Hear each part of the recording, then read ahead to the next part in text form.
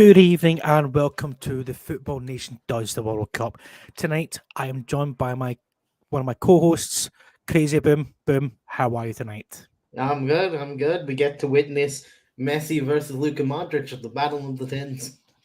Exactly. So that kind of leads me into my little spiel that I've got to say. Tonight, could we see the coronation of Messi and his final step on becoming the greatest of all time, or will Luka Modric break his heart? It's a battle of the tens, but there could be only one 10 in my heart, and it's Lionel Messi. It's going to be a big game tonight, and I am thoroughly looking forward to it. I think this is probably the semi-final. It could be a Yeah, final. because you also have that stat that Croatia have not lost in about like 8 games where they've conceded first. Exactly.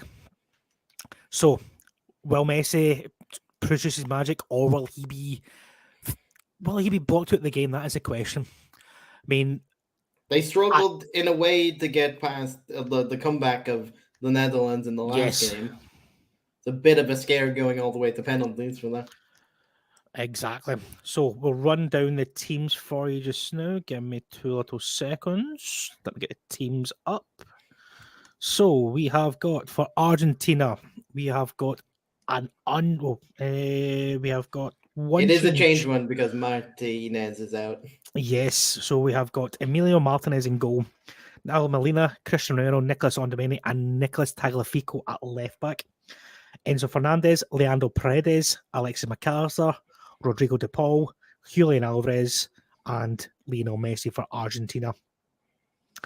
For Croatia, we've got Dominik Livakovic, who has been imperious in this competition so far. We've got Borna Sosa, we've got Garvidal, Dejan Lovren, and Celtic's finest, Josip Juranovic. In midfield, we've got Mateo Kovacic, Marcel Brozovic, and the aforementioned Luka Modric. We've got Mario Pasalic, Ivan Perisic, and up top, we've got Andrei Kramaric. Any surprises in there for yourself, Boom? Seeing the previous ones, not really surprises. The surprise was in the last round. Argentina completely changed their system to match the Netherlands in the quarterfinals. That's why they put in the extra centre back in that one. But they've gone back to their original from the very beginning formation. Exactly. In this one. A little stat: Otamendi, Tagliafico, and Messi were all in the side the last time they faced Croatia. That is a nice wee start. That is a nice wee start as we look over the Lucille skyline, the Qatar skyline. That stadium will host the World Cup final on Sunday. Will Argentina be in it, or will Croatia be in it? And who will they face? The last time those three were in there, they were on the wrong side of the score line as with Croatia. So we all know what happened at the weekend. France came out victors against the English. It was a good game. Some controversial, maybe controversial kind of things happened. Was it a penalty? Was it not a penalty? Should have been a sending off, or is England's luck just run out? What do you think, Boom? I think looking back at it, the first penalty I don't think was a penalty. I think it was outside the box. Yep. That the ref gave. Yep. The second one, I can understand why the VAR gave it as a penalty from looking back at it. At the time, I didn't, but looking back at it, when they showed it again on highlights. I mean, it was a bit stupid from Hernandez kind of barging into Mason Mount's back. But I can understand why it wasn't a red, because he genuinely didn't try and go and to do that. Yeah. And it obviously and the way it was going, the goalkeeper could have grabbed it, so therefore it was not an obvious goal scoring opportunity. Because it was bouncing anyway, the keeper could have probably easily grabbed it. Exactly. But obviously, I'm world-class goal by Tchouaméni. And he could be missing tomorrow night, from all reports are saying, which should be a shame because he has had a fantastic tournament as well. And they left Giroud open for he had a chance before that, wide open. He just got saved by Pickford, and then you let him open again. You don't let Giroud. Yeah, for a free header, you don't let Giroud out of your sight. Exactly. Mark him at all costs. I mean, They were big. too focused on Mbappe at that moment. Yeah, Without definitely. I fairness. mean, definitely. I mean, that's the thing. I mean, okay, yeah, Kyle Walker did kind of mark Mbappe out of the game, but he still. I mean, that I think it was in the first or second half when Mbappe just like kind of like, oh yeah, you want to have a race, bang, see you later.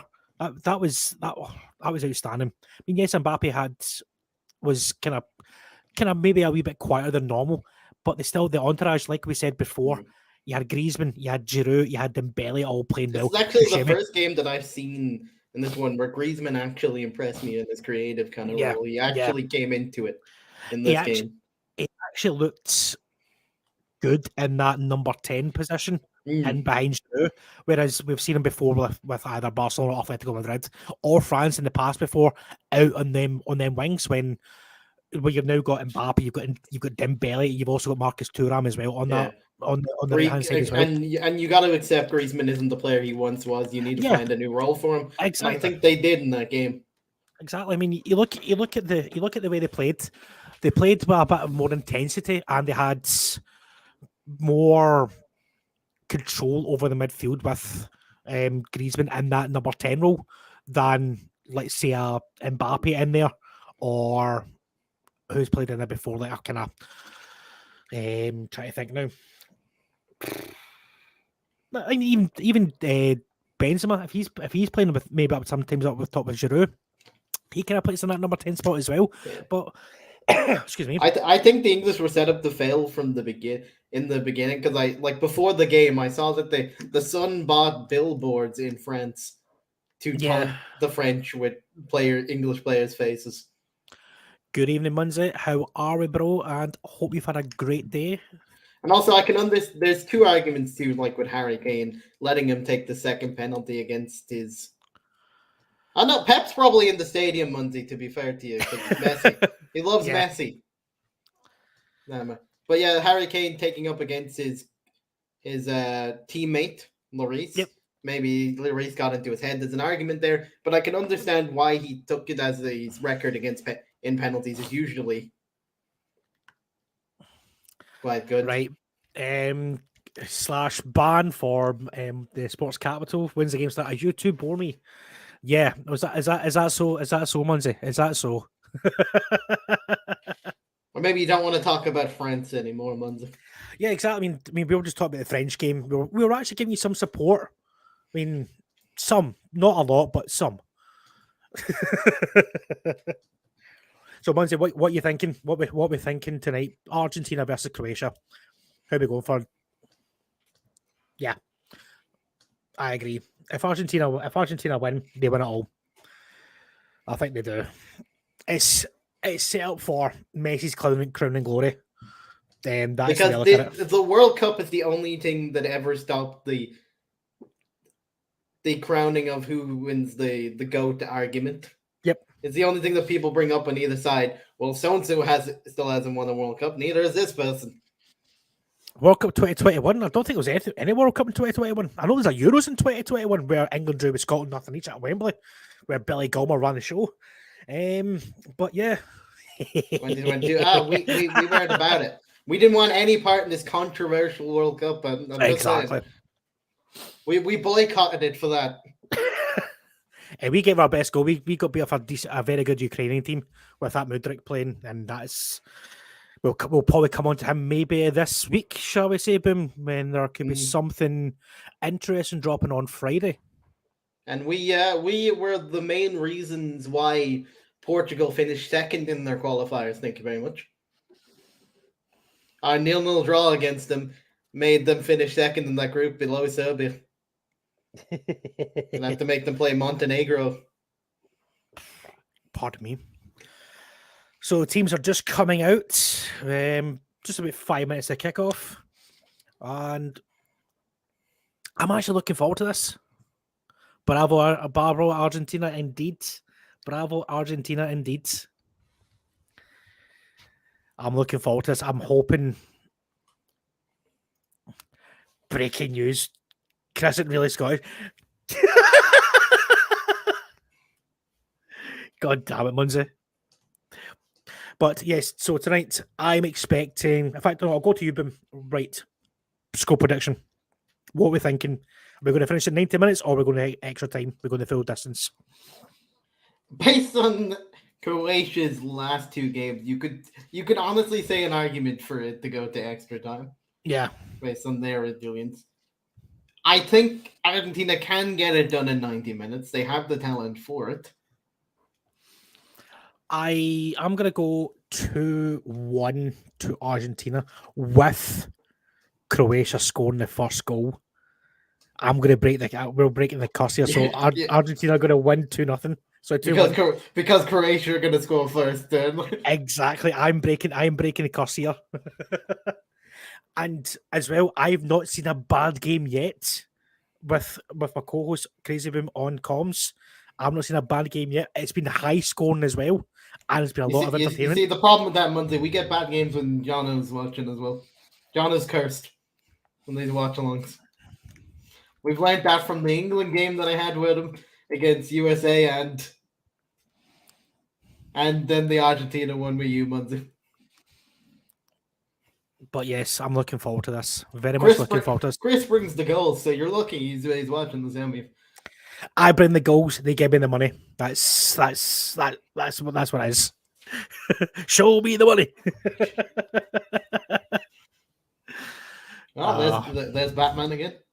Yes, Batman's back. Joseph Garderol, who again we might be talking about on Friday as well. So keep an eye on the socials. So our socials are Twitch, Facebook, the Sports Podcast Network, Spotify, Twitter, YouTube, and TikTok. Please follow us on all platforms. It helps us out a great bunch. Also, our latest video, Good Week and Bad Week, was dropped by one of our co-hosts, Gormy, is now live on YouTube. And when you're done with this, you can go and watch it. It's very exactly. It's very good. Once you're done watching us, watch that. It's very, very good. Drop him a like and drop him a follow as well. What's happening Friday? You'll see Monday. You'll see something. Yes, something's happening Friday. I mean, Friday's happening. I mean, it's a Friday. Thank God it's Friday. You know, we crack up with the beers. It's Friday. Hey, well, I've already kind of cracked open a beer. So, children, but that's just the way. Children, if you please drink responsibly. Also, if you're Scottish, please drink irresponsibly. It's Christmas time after all. That kind of goes for the Irish too. Exactly. Big up Sports Capital. Thank you very much, dudes. Thank you very much. We appreciate all of that support. Yeah, thank you very much, man. Thank you. You've been a great help to us. Thank you very much.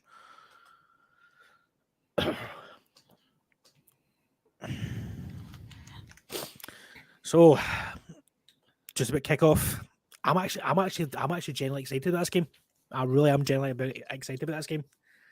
I just want Messi to perform.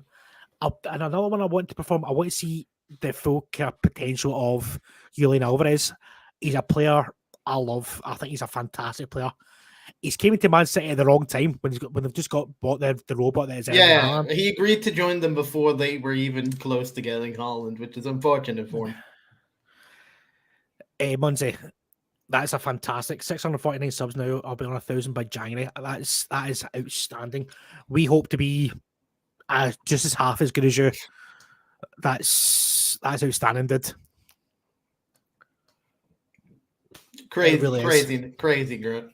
That's amazing. Yeah. Hey, you leave the East Fife and Stranraer bet. Well, East Fife and Stranraer. Come on. Another one that we may talk about on Friday too, Chris, at some point is that Fernandez. Oh yes. Stories have popped up about that man this week. There's a few names being mentioned regarding like kind of interesting moves. But let's quickly talk about the refereeing situation. The referee from Saturday's game against England is possibly tipped to be the World Cup final referee on Sunday. I'm one for supporting referees in a sense, but I don't think he should be anywhere near that final on Sunday. I fear for that ref. Like if he ever Yeah. I know the abuse certain refs can get from certain countries when they don't do a particularly good game. good job. Especially if it's Argentina and France, those two sets of fans can be quite interesting, shall we say. Let me out the ref Monday. The ref wouldn't be able to handle it. Jesus, Munzi, if you're the referee, you'd send off everyone and just referee the game yourself, just play the game yourself. you just bring us all out. You just. But it might be fun to see you just like send Messi and Mbappe off in 2 seconds. Let's see how it is. A wee bit of kind of more referee news. Yesterday, I think it was yesterday. See how we had an off day after the quarterfinals. There was a Qatar, like kind of the workers versus the FIFA legends in a game yesterday, and the referee was none other than Gianni Infantino. And I don't know what to make of that. Is he? I mean, as we were kind of saying, me and one of my other friends was saying, imagine he just turns up on Sunday as a referee for the final. That'd be funny. That would be funny, but you wouldn't be surprised. You would not be surprised. No, you would not. So we have got kickoff and now just is underway. So we have got Argentina currently on the ball. I just want to see how Messi has broken the stat today. Just before the kickoff. The most walked player on FIFA.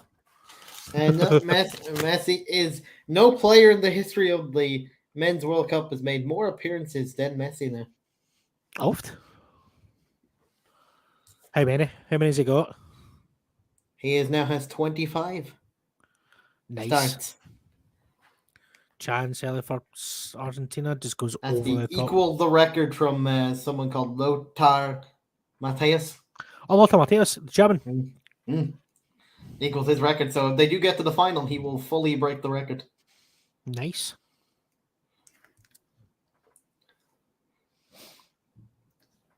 Another added incentive for Messi. But I think the only incentive is that golden trophy at the end of the day. That's all, I think that's his only incentive. Yeah, they don't have to ask for the inflatable one. That's what they want. Yeah. They don't want to ask for the inflatable one to bring home. Which honestly, if I was Declan Rice, I would have asked for it for the suitcase, just so I had something in that extra suitcase. No, they had the cat. Remember? They probably put the cat in that bag. Just to try and bring it back. Bring something home. Exactly. It certainly was a World Cup. Yeah, you were. I thought that was when like they were. England rubbed me the wrong way in this tournament. The second they brought like an extra bag for the trophy. Yeah, especially being Declan Rice as well because he's Irish. Exactly. He's the one that hurts more than Jack Grealish. Jack Grealish didn't really play for us, so it didn't hurt as much. It's a chance for Argentina. Jack Grealish just said no. It's the fact that Declan Rice played several games for our senior team and then switched. Yep. And the controversial things he tweeted in favor of Irish back in his past. Now again. When he was a youth player for us. Yeah, as a Celtic supporter, I know about that. Very ironic from that, man. Yeah. To now be representing England.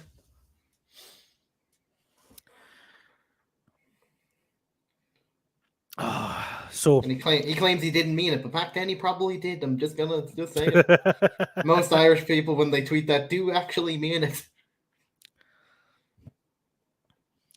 So, guys, if you've just joined us, welcome along to the show. My name's Chris Watt, and I'm joined by my colleague Crazy Boom. We are both hosts on the Football Nation podcast, where you can find us every Thursday night from 8 o'clock, live on Twitch, YouTube, and Facebook Live. If you want to know more about us, follow us on Twitter and also on YouTube. And we are bringing out content each and every single day. and there might be a few surprises in the works as well. Look out for, especially next year, I would say. So a couple more weeks, and there should be interesting stuff appearing on our timeline, on your timelines.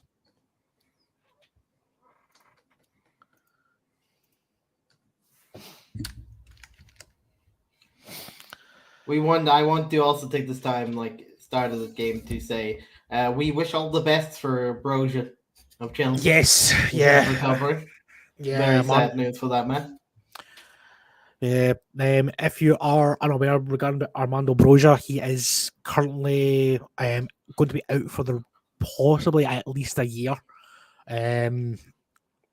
depending on how bad the injury is. He suffered an ACL injury against Aston Villa in a mid-season friendly. It was a complete innocuous challenge. Not even a challenge. He stretched for the ball and just landed awkwardly. And yeah, unfortunate for the kid. Unfortunately, that means Chelsea could. Chelsea are they it's already been announced that they are going to be looking for a striker in January. Yep. Chelsea, because once again they do not trust Aubameyang. Would you? It was definitely no, but I said it in the beginning. It is not a Potter striker. That was a Tuchel strike. The moment you went for Graham Potter, if that was the plan, it shows that Chelsea had no plan because they just brought Aubameyang in, then you sack Tuchel, then you bring Potter in. It was never going to use Aubameyang. Not his type. I mean, we'll probably talk about this. I did say at the time that Broja is more of a striker that Potter would use, and then he started using him. Yep. I mean, we'll probably talk about some more depth, but where does Potter turn to? Does he turn to somebody he knows, or do you think now that he's got that bit more reach with being the Chelsea manager, do you think there might be more plans of it? I mean, they're obviously talking about Rafael Leao, obviously then Kunku's been mentioned, but they are not really strikers. They're more kind of inside forwards. Like, Nkunku's going to come in eventually, but I think like the likes of Rafael Leao might be more of a summer deal summer for signing. That man. Yeah.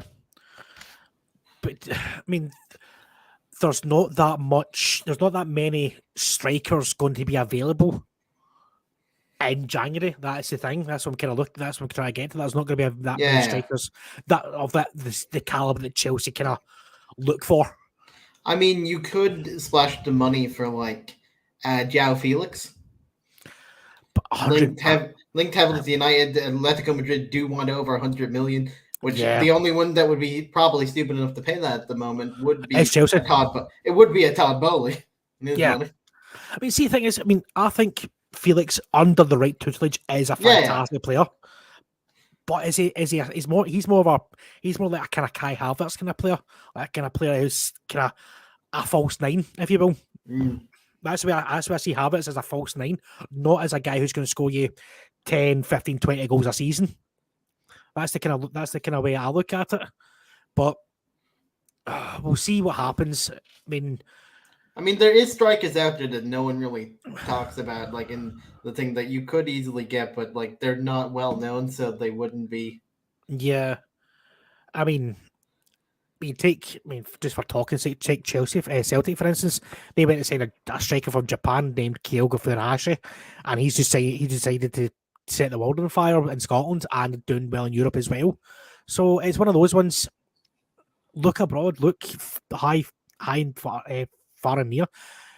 There's players that you like you said that might not be, nobody's even mentioned, and Chelsea could be talking to them right now, and we don't know. That's the thing. Yeah, but like with Villarreal, they have a player in their B team called Fernino that was on loan to Mallorca last season. He's quite a talented youngster. I'm surprised that he's not linked to someone. Yeah. Or to at least just like even like a lower Prem club or anything, like even one of the other league teams. Like he's just rotting in the B team of Valencia this season, which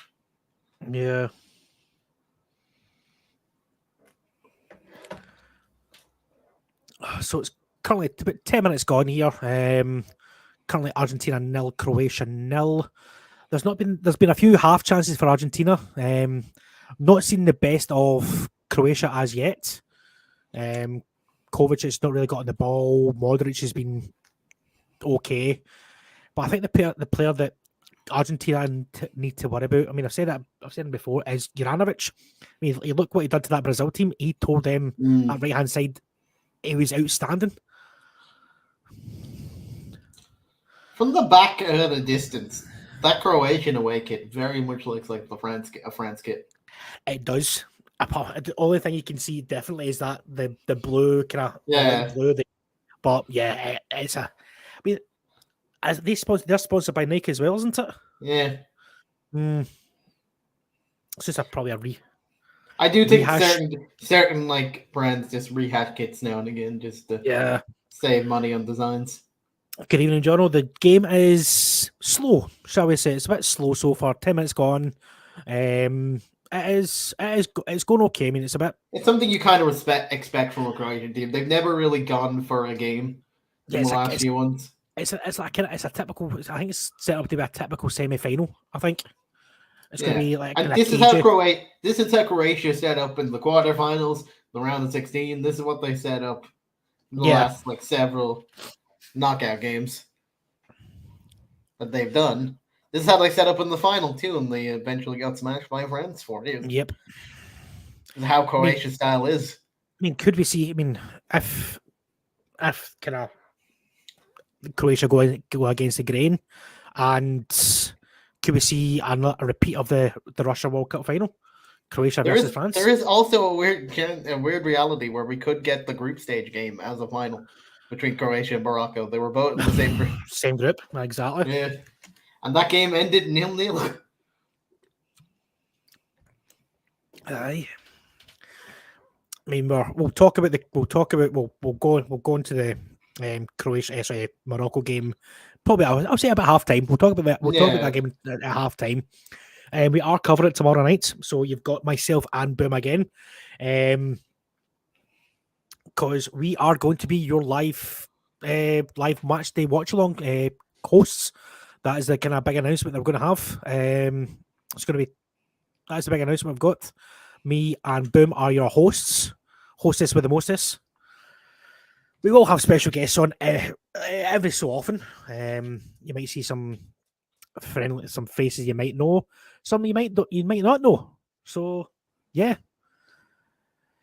it's all looking good for the Football Nation podcast. Oh, that's a bad challenge, Modric. Come on, Gail Platt at his best. Right, Boom. I'm going to ask you a question. So obviously you're a kind of transfer guy. What do you think about Alexis McAllister? I think he might have outlived his stay at the Brighton. He's had a good World Cup. He's had a good World Cup. And being that he's 23, I think he's in the position to. Yeah. I mean, I think Brighton would obviously ask a lot of money for him. But where do you think he's good enough for a top, like in a big six in England, or like it's not a foul? I think maybe like big six, or maybe even the ones trying to push into the top six permanently, like your Newcastle's or your West Ham's. You keep trying to get back in there. I mean, especially West Ham, they could do with a kind of a combative attacking midfielder type player. They've not got much in that midfield. I mean, we've got Declan Rice, but and Paqueta, who hasn't shown too much form for West Ham since they signed him.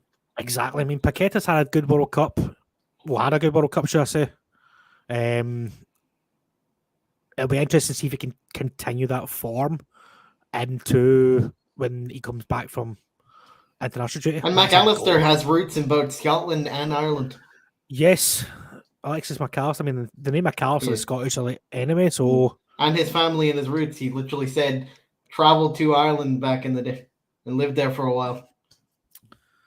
So he does have connections to both Ireland and Scotland and yet he chose Argentina. I mean, who would choose Argentina over Scotland or Ireland? Exactly. Jesus Christ. See, I mean, that's what we Irish do at this point. We don't actually have, so we trace players we like that don't believe they have an Irish. We're like, yeah, we're supporting that man. Go on, McAllister. it's just like Scotland. I mean, Che Adams is about as Scottish as anyone. But yeah. Oh, geez, so 15 minutes gone. Still 0-0. There's been it's cagey, and nobody wants to make the first mistake, or nobody wants to take a chance so far. How you would say, wouldn't you? Yeah, because like the first mistake can be costly in a semi-final. Yeah, but if Croatia concede the first goal first, then they're winning the game. So That's how it works. Exactly. They're at least not losing the game. Well, if they concede first is what the stat usually shows. A ball booted into the chest of the Tagliafico. Yep. He's a Leon now, isn't he? After leaving Ajax. You are correct. He's at Leon. Yeah. I mean, there was obviously the links with him going to United to kind of back up Luke Shaw for a long time when he was at Ajax. I mean, this would be well before Ten Hag came in, but there was always that kind of link between Tagliafico going to United. I think he's a decent left back. Not really. I think he's more of an attacking left back than an actual defensive left back. But yeah. It'll be interesting to see what happens with. I mean, a lot of these Argentinians. I mean, obviously you've got the ones who are at big clubs so far, like Romero. Maybe. I mean, there's another player, Emi Martinez. Has he outlived his stay at Aston Villa? He might have, but then you don't know with Unai Emery. He's probably looking on the long term to try and be one of those clubs that eventually push into the kind of top six. Yeah, the European places. Yeah. Yeah. So for him, he would want to keep the core of that team at the moment. Yeah. On the bottom of his rebuild. And then you have another rebuild starting in the Premier League with Wolves in there. Yeah, the Spanish management. Locapetegi. Yes. No longer Portuguese minded, it's more Spanish minded now, as it looks like it. Yep. A man who said no to them originally and then eventually said, yeah, sure, why not? Money talks. Like, no, opens half the briefcase that Chris gets for his payment. Hey, that's meant to be classified information. So is that half? We don't know the amount, Chris. Yes. So that will remain classified, and that's between me and my accountant and my agent. Exactly. But yes, honestly, I think the way this World Cup's helped a lot of players. I mean, players that have maybe not been in great form, such as some of the German players like Kai Havertz and all that. Kai went to that World Cup in bad form. He came out with some wee bit of form, scoring 2 goals. Scoring 3 goals, I think he scored in the World Cup. So at least he's got that kind of taste for goals again. When at Chelsea, it was kind of a bit struggling. But then it's like I said, the loss. How will these players react mentally coming back to club football with some of the losses that they had to face? Like some of them are like quite bad / embarrassing for certain nations. Yeah, how does that go through your mind as a player? Did you then have to go back and focus on your club turning that around? The big one you would say would be Harry Kane missing that penalty. That might hamper Tottenham's chances of getting into the top 4, top 5, top 6. He's going to be reminded about it while looking at his first choice goalkeeper every single day. And Hugo Lloris has been released by his Tottenham Hotspur on the basis of Harry Kane saying he doesn't like him anymore. Wouldn't be surprised he just walks in the club, Harry goes, "You!" and runs at him.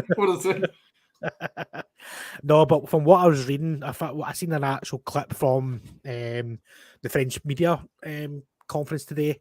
It was Hugo Lloris, and he was asked by one of the Sky Sports reporters, has he actually spoke to Harry Kane after the game? And he said, yes, after the game I texted him, and we're still good friends, and there's no kind of hard feelings between himself and Harry Kane. Which is nice. I mean, you don't. I mean, obviously our teammates, but you don't want to see a player down like that kind of thing. Yeah. And one of the things, like, as much as many people don't like him as much anymore, I didn't like to see Ronaldo cry, going off crying when they got knocked out for Morocco. That was. He made some mistakes along the way, but you don't like to see players in that much tears because you know that's like the end of the road. That's the kind of thing. Yeah, I mean, you look at it. Yeah, I mean, you look at. I mean, Miller's came out and said this is his last World Cup. Probably Manuel Neuer as well, maybe. Messi, this could be his last World Cup.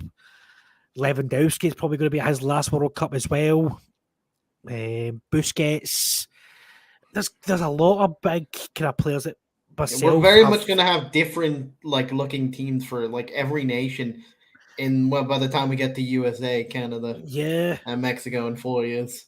Yeah, exactly. I mean, me, like, obviously because I'm a bit of a dinosaur, shall we say, because I'm in my mid to late 30s. Looking back, I mean, I remember watching these players growing up, playing year in, year out. Well, every time the World Cup or the Euros came along, like some Messi, likes of Messi, likes of Ronaldo, likes of Modric as well, and Kovac is around. But that's got to be a referee. Like I said, as likes of Messi, Ronaldo, Busquets, Piqué, all that kind of player, all them kind of players, and it's a new era for a lot of these teams, like you said. A massive new era for a lot of these teams. For example, you wouldn't think like players like, and then in 4 years' time, the next World Cup, like Pepe, Otamendi, would be anywhere. Well, you never know with Pepe. I mean, Pepe just seems to get younger as the day goes on. Same as Thiago Silva as well. The evergreen Thiago Silva. But he's a goalkeeper I like. Livkovic, he's a goalkeeper I very much like. Very good at saving penalties. I've seen a few things that Chelsea are interested in looking at him as well for a replacement to Mendy. So you're just trying to buy most of Croatia, eh? Well, we've already got Kovacic, so you never know. So I'm saying you're also linked to Guardiola, exactly. Yeah. Well, that Guardiola has been linked with Chelsea for the last 2 or 3 seasons at least. Then one other club popped in where they said they had no money, and now suddenly they've supposedly bid 90 million. Who's that? Barcelona? No. There was one report popped up with Manchester United that all the reports saying Manchester United has no money, and then suddenly one report tried to claim that we bid 90 million for which made me laugh. I mean, everyone knew about the Chelsea had a bit accepted from Guardiola, but Guardiola didn't feel like he was ready to make that step, which is, I mean, fair play to him. But I think you look at him, he's playing in the world stage against some of the best players in the world. Yeah, he's 20. He's 20 years old. I have a feeling the United links are basically just to stir up Chelsea to come back for a bigger bid. Yeah, I mean, when Chelsea bid £65 million in the summer there for him, I mean, you dread to think how much he's worth now. Yeah, but that's what I'm saying. I think that's why you're hearing like, oh, United bid 90 million to try and scare Chelsea for bidding, like 95 or something out of nowhere. Yeah, they're trying to start a bidding war. That's It's kind of that's all like it with the is. takeover with United, where we suddenly mentioned Apple, when Apple had no interest whatsoever. It's to start other clubs saying, Yep. "I want a piece of that." Yep. I mean, speaking about clubs that were taken over today, Bournemouth have been taken over. Yes, their takeover, the complete. We did have an episode talking about that potential takeover with Magnus on the podcast Yep. like a bit ago. So if you want to check So- that, we did talk about this. Magnus was very much interested in the takeover.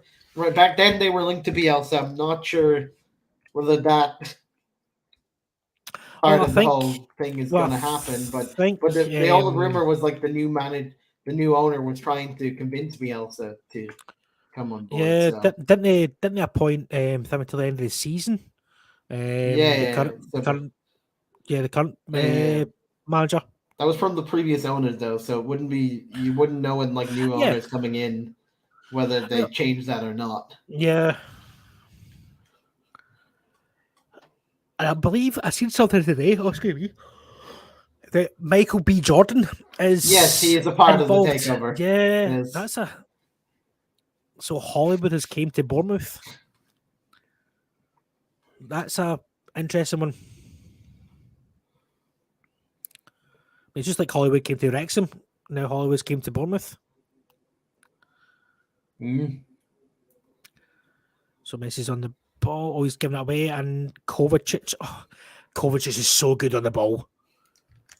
So good on the ball. I've been bundled over there. Yeah. I mean, Chelsea got Kovacic at a steal. £40 million. They got Kovacic from Real Madrid. The first game back for Bournemouth under the new owner is the Carabao Cup tie against Newcastle.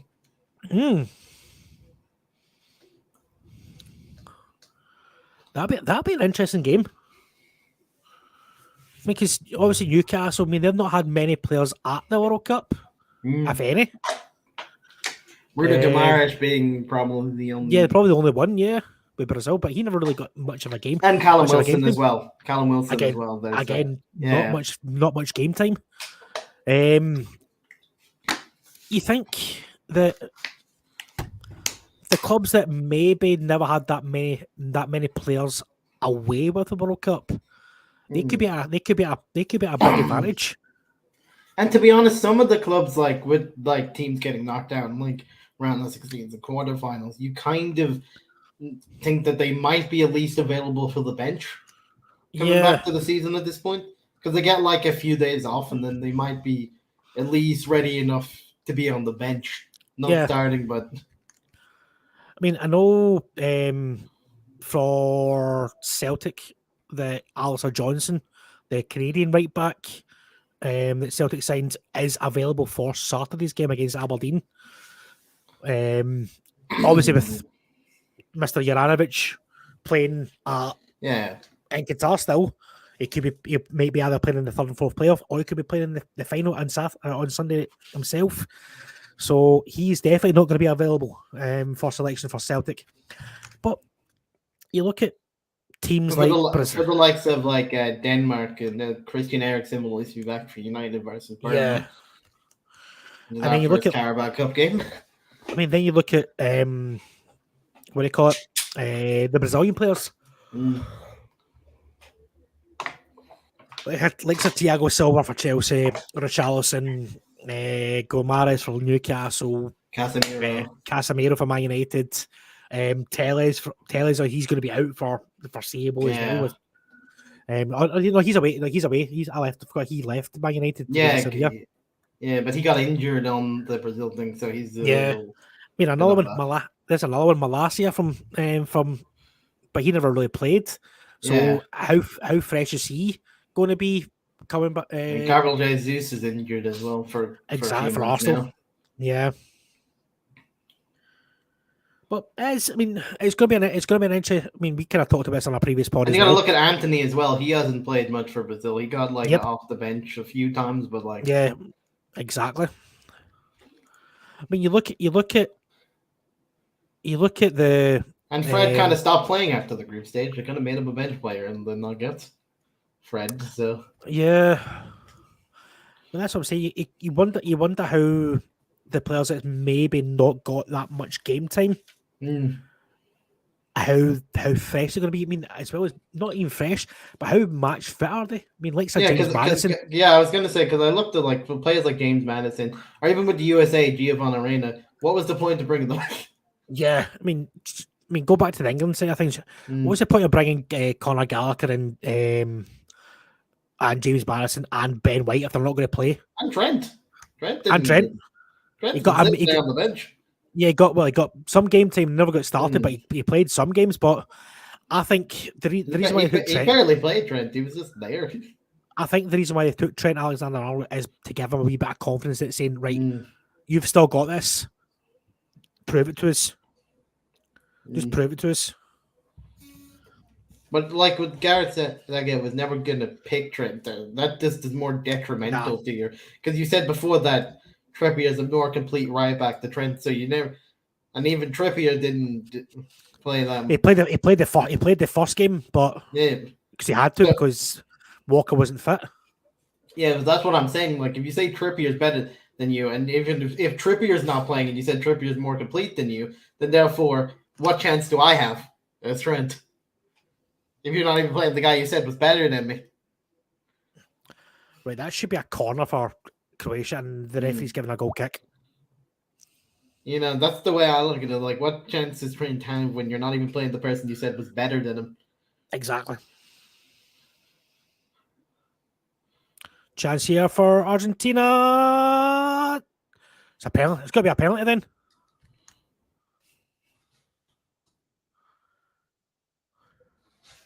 I mean, VAR will probably check it. I think he's given a penalty.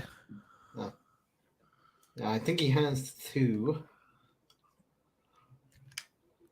Wait, so why is he booking? So players are complaining, so they're going to get bucked there. They've been bucked. He's given a penalty. And bucked for bringing down the island. He's going to end up bucking. Yeah, he has Kovacic for arguing.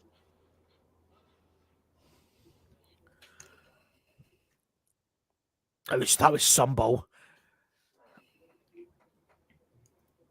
So not. You came at the right time. I think it's a penalty to Argentina. We're not 100% sure.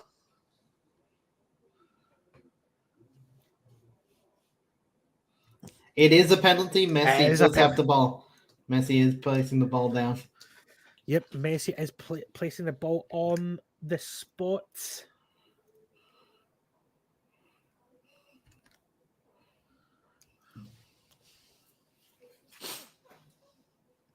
Will we have a situation where once again the opposition goes first against Croatia? What usually awakens Croatia, or will we have another penalty masterclass from the kick?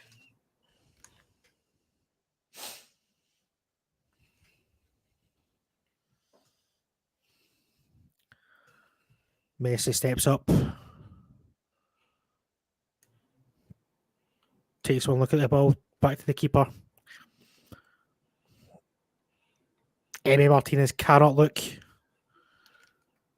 He ain't about it. He's waiting for the celebrations of the stadium. Messi! Once again, the opposition takes the lead against Croatia. Will the start of Croatia not losing when they concede first continue? Or will Argentina finally be able to break that start that Croatia have kept for the last 8 games?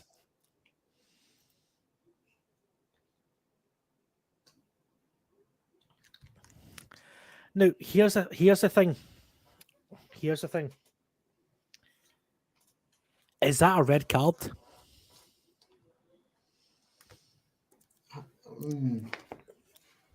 It comes down to what you deem as a goal-scoring opportunity. I mean, he's rounded. He's almost rounded the keeper. Yeah, I think in the Prem that might have been a red. Yeah.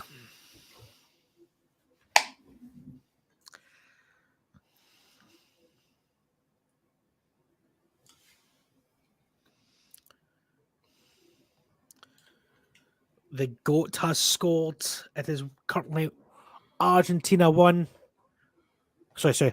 It's currently Messi 1, Croatia 0. Because this man is carrying a nation on his back. Literally carrying a nation on his back. 35 minutes gone. Argentina 1, Croatia 0. Lionel Messi scoring a penalty after 33 minutes. And apart from that, there's not really much been done in this game so far. No, the penalty was pretty much the only thing that has happened. Yeah.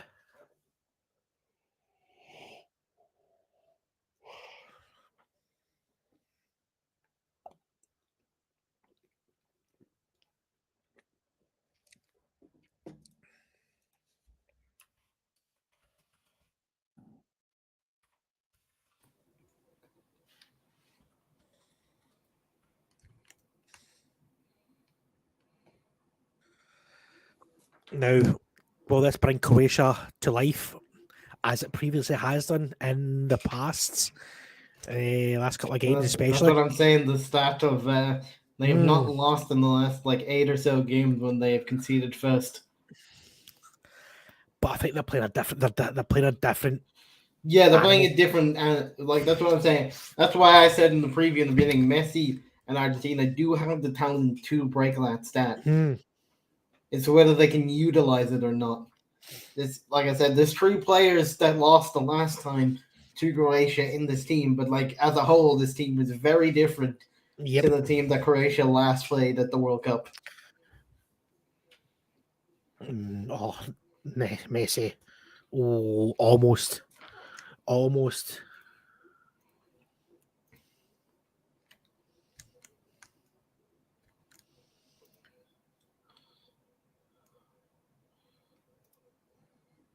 Whereas this means scoring, it just means in the second half, Croatia need to come out of the shells a bit more. Whereas, it took a while for Brazil to score the first goal in their one. The first goals happened very much earlier than the last round.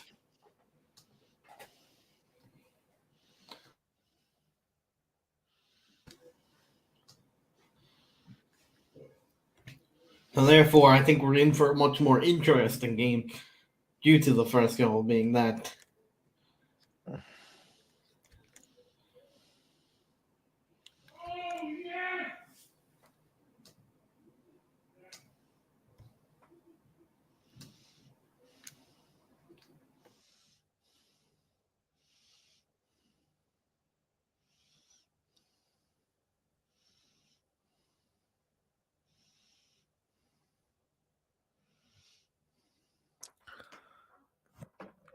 We're maybe a bit behind because I think there's been another goal.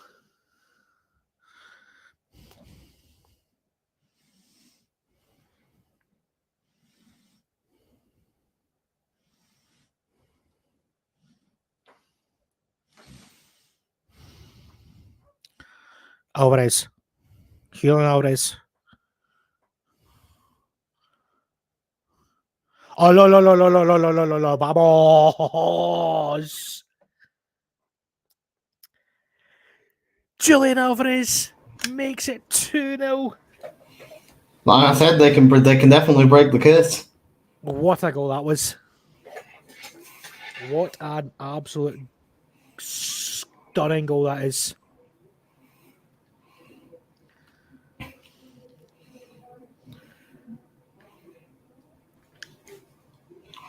Yeah, Argentinian fans are starting to believe. You said you wanted to see something from Alvarez. And I got something. And once again, I have predicted there will be goals in this game. You bring the goals, I told you this. guys, Onidu says this game is coming to life, and that is outstanding. Oh, it comes off Juranovic as well.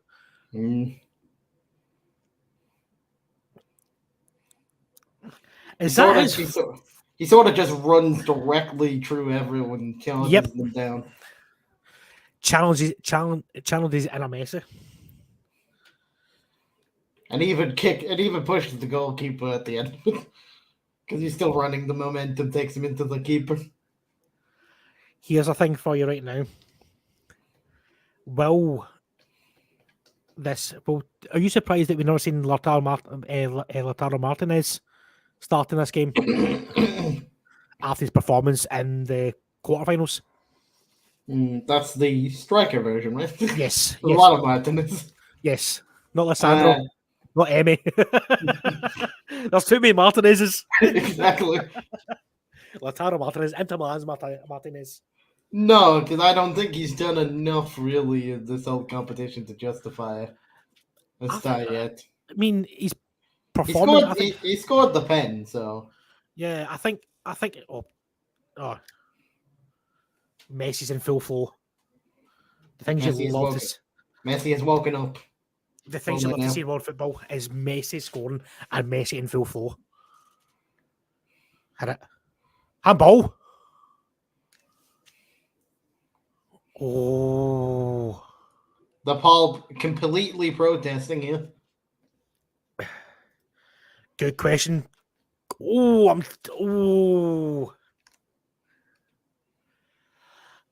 tell you what,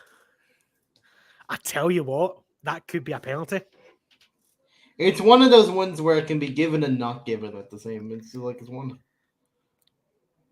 It's one of those where VAR wouldn't say it's a clear and obvious error of the ref. Yeah.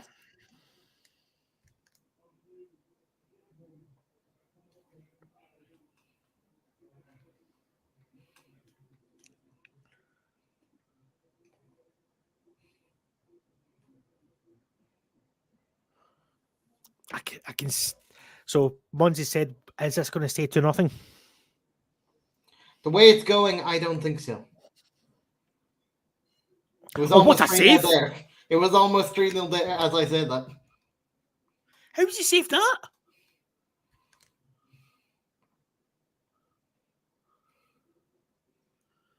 That is an almost. Oh, Juranovic.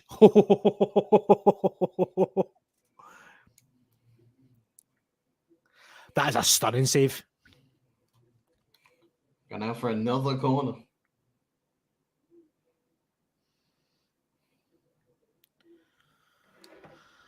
Oh, Messi. I've seen him up close and personal when at Celtic Park, and he is a magician. He's just phenomenal. That's the things he does with football. Nobody can ever replicate. Oh, it's a good punch by the keeper. Yeah, it's one of those ones where you just say there's going to be no player in the future that's like Messi, unless his son decides to become a professional footballer. Yeah, well, you would depend whether the son, but then you would find it hard for the kids about Ronaldo and Messi because they'll be constantly compared to their fathers. I mean, it's just like I mean, I know it's not as great. It's just like Timo Weah. I mean, George Weah is his dad from a Ballon d'Or winner. Giovanni Reina as well. That can kind of push you down a bit, as a player. Exactly. If you don't have full strong mental capacity, you're always going to keep getting the questions. I mean, based on your parents. Another one. I mean, Henrik Larsson, his boy Jordan. He's been linked with Celtic since he was a young boy. Went to Spartak Moscow, done well. Now he's back in Sweden, I think, playing. So it is one of those ones. And your name, especially if you're a fantastic striker or fantastic footballer, their name can hurt you in your career. I mean, look at Beckham. Because, like, say if you're like your kid doesn't have exactly the same talent you do, but still is a very good footballer, they'll honestly, Yeah. you'll expect him to still play like Messi did. Yep. Exactly.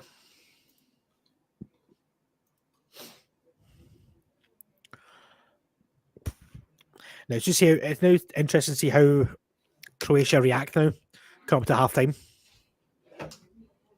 Exactly, they very much need a goal, Croatia.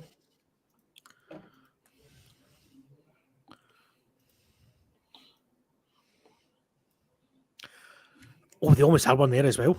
Mm.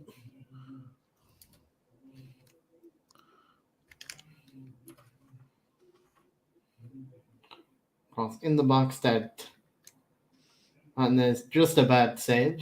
But a shot by Luka Modric into the face of Romero. Before that, no. That's going to hurt in halftime in the dressing room. You're just going to be on my face. I mean, I just seen someone on social media there. Alvarez with the most defensive line breaks. I was just saying, I've just seen someone on social media there going, right, Haaland and Alvarez in the same team. One of them needs to leave Man City because that is just unfair. It's just what we were talking about earlier on. But the fact is, he doesn't get a game. I mean, do you think Pep could change his ways and play Alvarez and Haaland up top? Pep could very much do that, but Pep doesn't really change things until he's in a final and then he messes everything up. Like he did against Chelsea. Yeah. Yeah.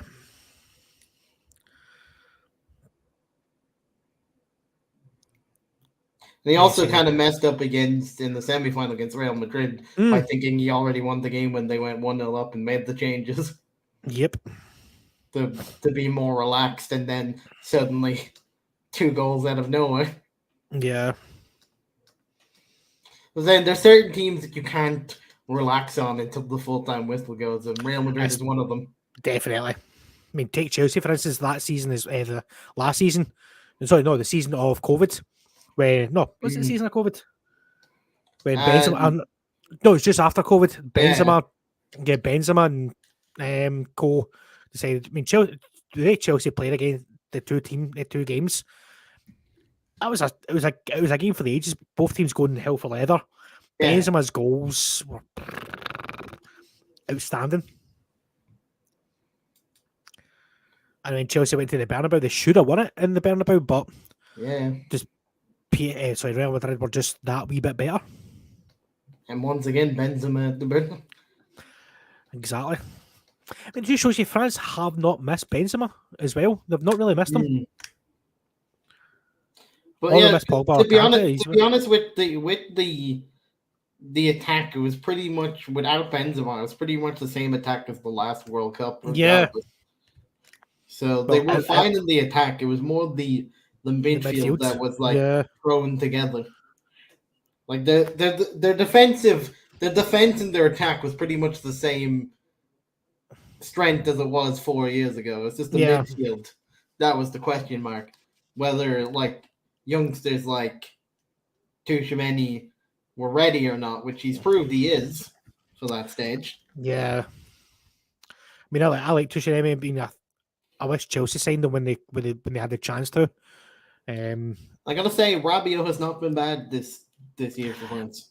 I'm going to bring up Rabiot. Right, obviously Manchester United, very much well documented that we're very close to signing him, that man. Yes, very very close to signing him before Casemiro. Who would you rather had, Rabiot or Casemiro? Casemiro. You think so? I would have rather had Casemiro, but I was on the impression of, because at the time we were also linked to Frankie and stuff. If we got like a Casemiro / Frankie with Rabiot, I would not have been objected to that. Yeah, we needed more midfielders. Yeah, I was under the impression that I would have taken Rabiot because I said he was better than Scott McTominay and Fred, and people were like criticizing, saying he's not better than Scott McTominay. For United. How dare you? For How United. dare- For United. I've seen Scott at Scotland. He's all right at Scotland. I'm talking about in this United team. It's the United team. I think the halftime whistle has just blown. I was on the impression that I would have taken Rabiot. The only problem with Rabiot is that he wanted Sanchez type of money. Yes. Which after Sanchez, we decided to be better with wage schemes when we got rid of Alexis Sanchez. So we were never going to give that to anyone anymore. And especially that's more the fact now, since Ronaldo's gone, no one's on that crazy money anymore. Yeah, true. Well, it's only Ronaldo and Messi that you would give that kind of crazy money to. Yeah, for like a definitely. season. Oh, half time. But the problem is, like, when you have your mother as your agent, it's very hard to deal with you as a client. That's true. As Rabiot does. Yes. So the halftime whistle has just went at the Lucille Stadium. It is currently Argentina 2, Croatia 0. Halftime analysis. Argentina look very good. Croatia haven't got out of the blocks yet. They've not got a first gear. I'm sad to say. But then again, like, that was pretty much Croatia really only turned it on near the end of 90 minutes as they're kind of like playing. But this is what I was going to say. Right. We've seen Argentina go 2-0 up against Holland in the last game we covered. Do we see a similar pattern, or do you think Argentina will have learned from their mistakes? I think they would have learned from mistakes and because this is where the business ends. You have to pretty much come into it like we can't afford to make any mistakes. We need to be perfect. Yeah. We've seen other teams go 1-0 up, take the foot off the pedal against this Croatia, and it comes back to bite them. You would have done your research as Argentinian team that we cannot take the foot off the pedal against Croatia and think that we won the game. Definitely. Because that's what the last two teams that Croatia has faced. That's what Brazil did. They scored in extra time and thought, "Oh, we won it now." Neymar scored. Yep. Then 5 minutes later, it's one each, and then 10-15 minutes later, they're out. Exactly. Can't underestimate. And they've been like if previous games, Argentina would have known what they letting loose because Australia scored against them near the end of that game. It was 2-1 in that one. Yeah, exactly. The Netherlands came back 2-2 right at the end. Exactly. And at a time, so they will know from their last two games that it's not over. This game. It's not until Daniel Rossato blows the full-time whistle. That's the way I look at it now. Because you can't. I mean, you cannot sit back on. I don't think 2-0 is a dangerous score to sit back on. I've seen that many people to say 2-0 is possibly the worst scoreline to have.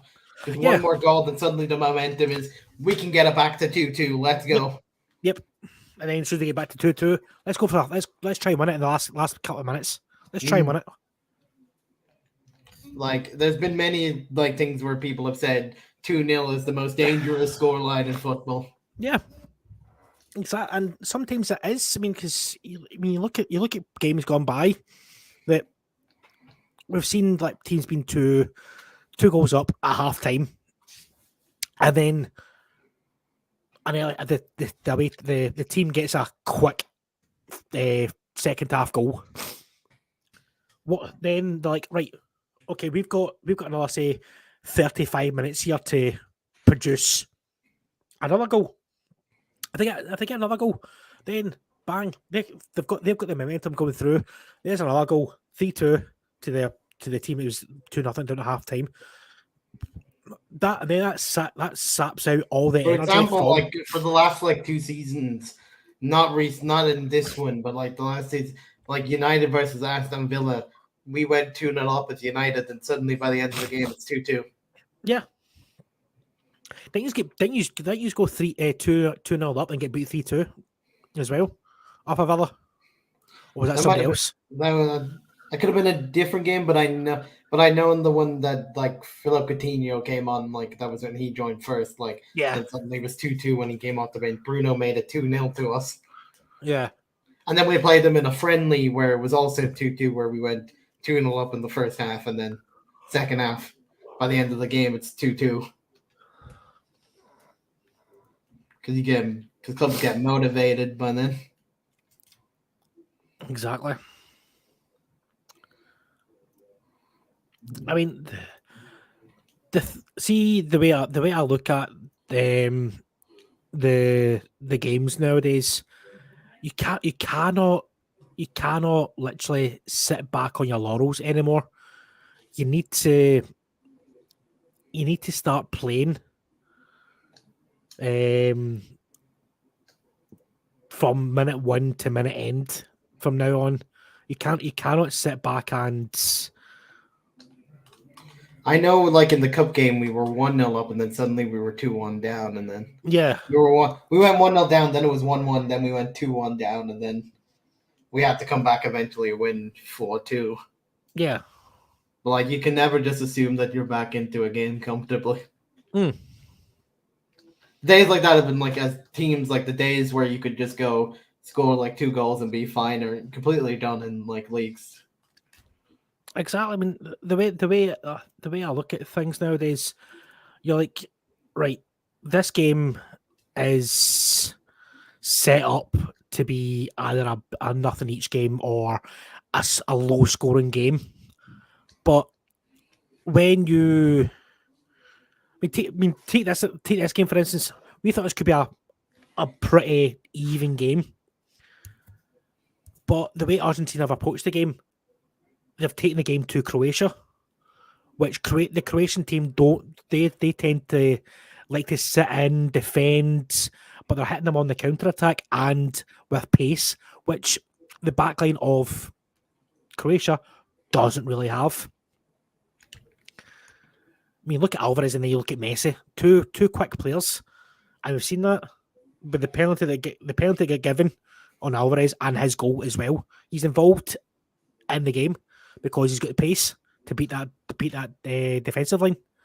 Exactly, and this is one of the reasons why this is one of the reasons from a United perspective that I didn't like the Glazer, because Ralph Rangnick, when he was here, did want us to sign Alvarez in January ahead of City.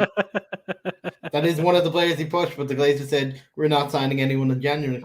Wait till the summer. And then Man City go and say, oh, thank you very much.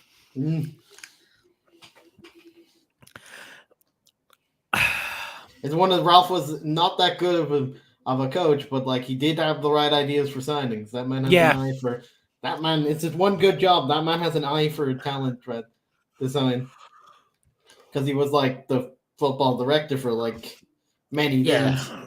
It was last. It was at Leipzig. He was at. Was it one of the Red Bull teams? Was it? He was at Leipzig. He was also at Salzburg, and then he was at his last. Where we got him from was like a Russian team that was suspended from the league at the time.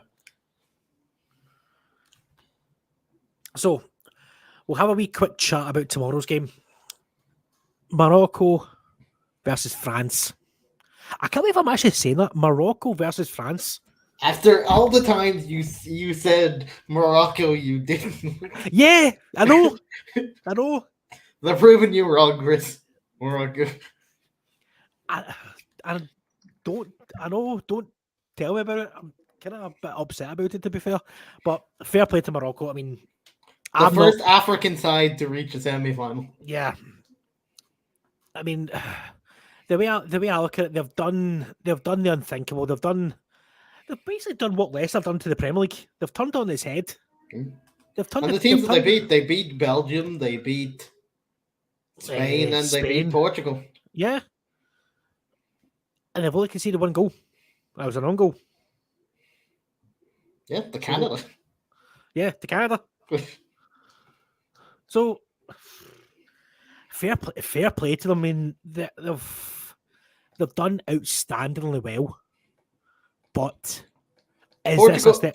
Portugal was a bigger test than Spain because Spain, as we know, they had the problems of not having a striker, and that really Yep. let them down.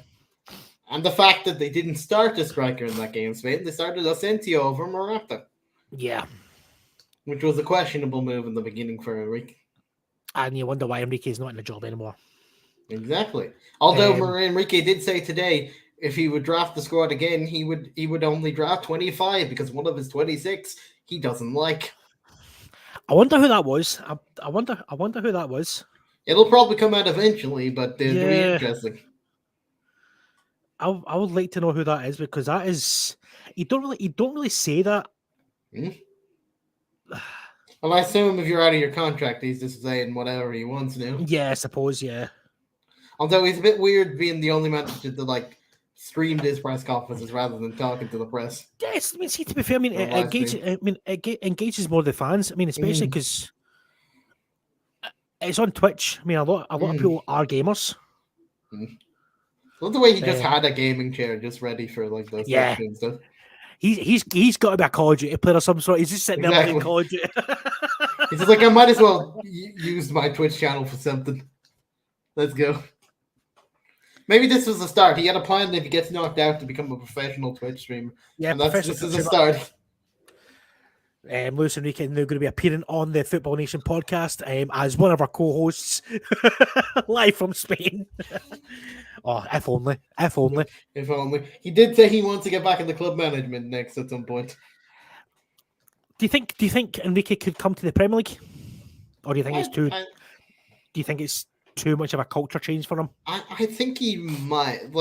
Before we got Eric Ten Hag, we very much wanted him as well. Yeah. One of our ones, when we sacked Ollie originally, we asked for him, but he said he was fully focused on the World Cup.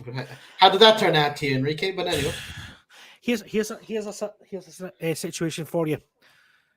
A certain club has just recently been bought over, not Bournemouth, but a certain Northeast team,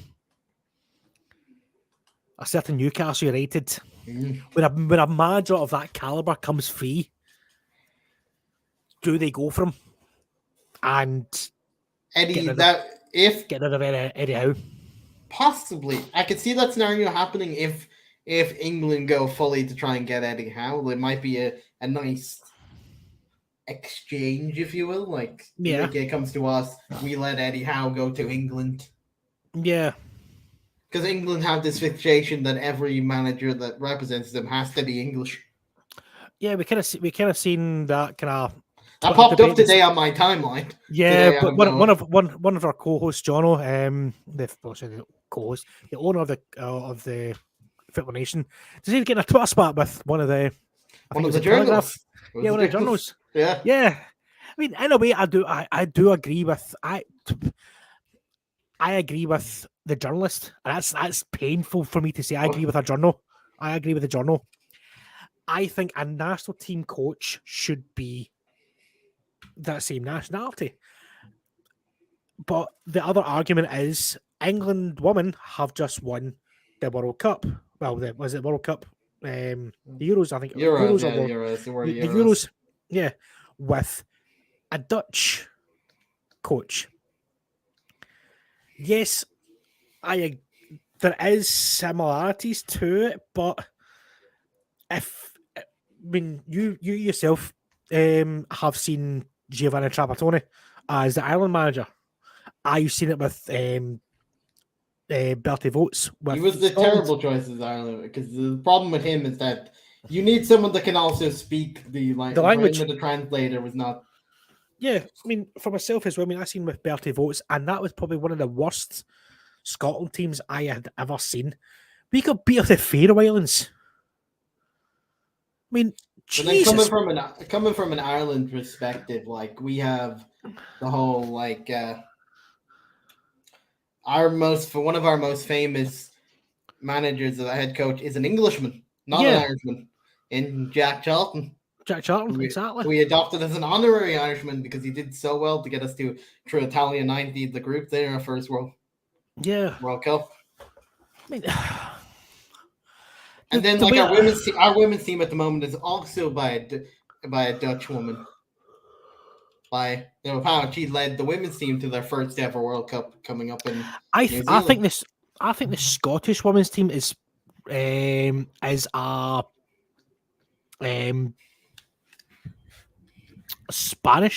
Spaniard, I think. We beat the Scottish women's team to actually qualify for the I seen that. World I Cup. seen that. It was a close game because both Yeah, teams played well.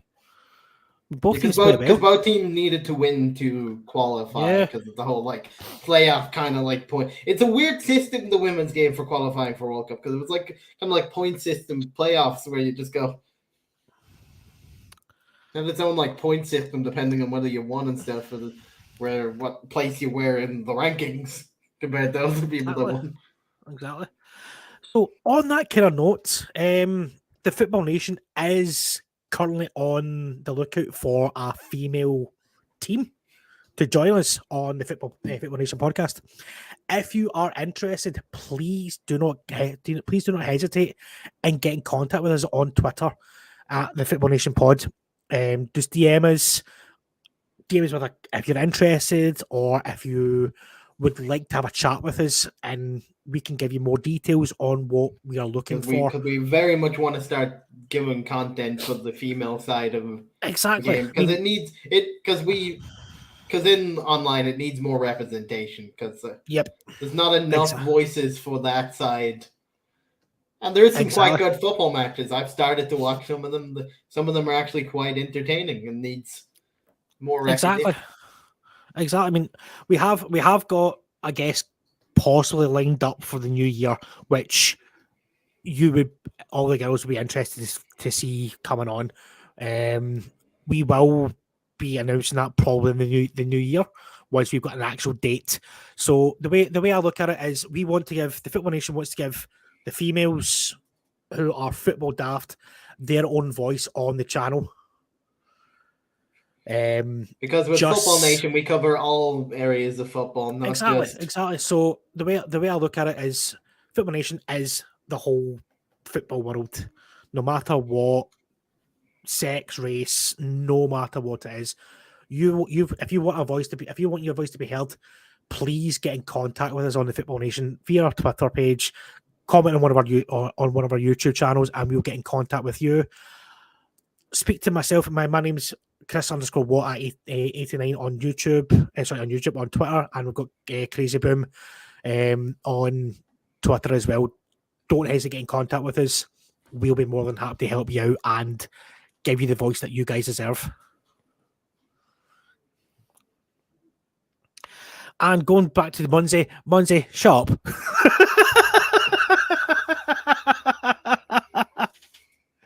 Hey, Munzie, I have actually got my coaching badges in youth football. So there you go.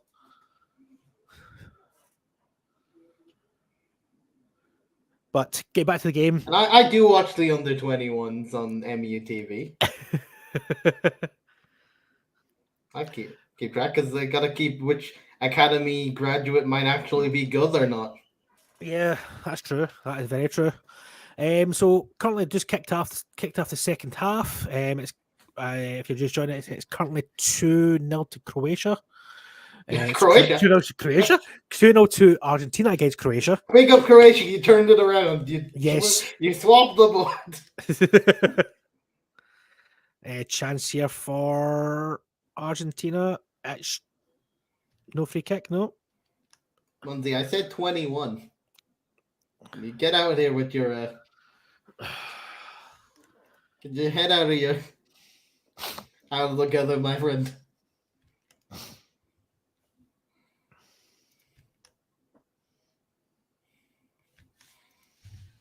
Yeah, the FA Youth Cup. We won it last. Yeah, with Garnacho. That's how I knew about Garnacho, that he wasn't Portuguese like some of our former hosts have said. But he's odd.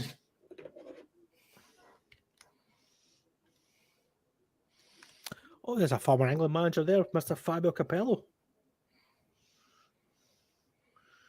But yeah, it's an interesting. I can see both arguments of like national team management. You would deep down, you would want a national team manager for your own country to to lead you to glory. But not all the time you get that case. Sometimes you gotta accept that a better manager could be, like, in my opinion, from a different that would suit you better. Just sometimes it does.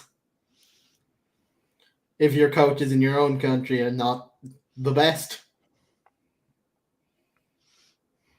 because certain countries are not blessed with like good managers. Another change for Croatia. Although I've always said I think it would be funny if like Roy Keane ever managed Ireland, because he was assistant manager at one point, and that was a power of that. Another change for Croatia there. Off goes Brozovic, and on comes Pekovic, the hero of the last round. Mm. So they have went more attacking. Well, you would expect they need to, like, the first goal in the second half has to be Croatian for Croatia to have a chance. Yeah, definitely.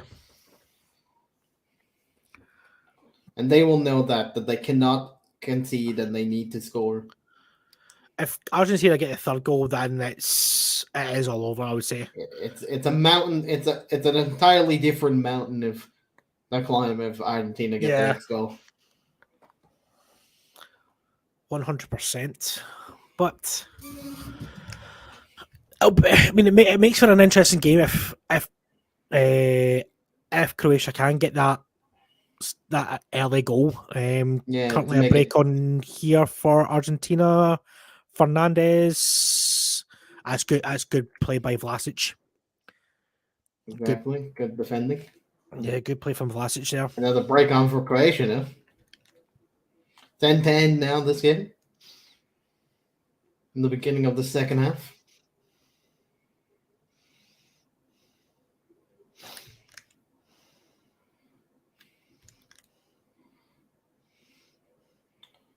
One back by Argentina. And like I said, it's very much end-to-end in this opening few minutes.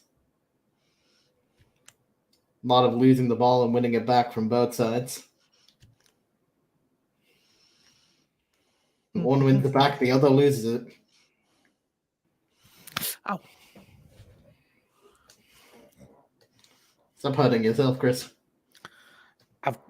My keyboard, my tower is literally right beside my foot, and I keep on banging against it.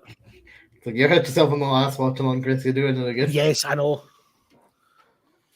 That's why I'm looking to move my setup over to the corner over there and get a nice big open plan desk so I don't hurt myself. So soon, TM soon. Once I get my first wage from the Football Nation, that'll be getting done. So nice big setup. I'll be getting my own studio soon as well. So that's in the pipeline as well. I'm getting my own studio. The boys is that all in the contract negotiations? Yes, that's part of the contract negotiations. It's just myself are getting the studio. You guys are still in the hallways, but I'm getting my own studio. It's all being sorted by the agent, I assume. Yes, it's all getting sorted by the agent. Yes, 100%. That man has left the stadium. Camera zoomed in on a person and they just got up and left. Well, the camera zoomed in and not exactly the most best time to flash a camera to a person.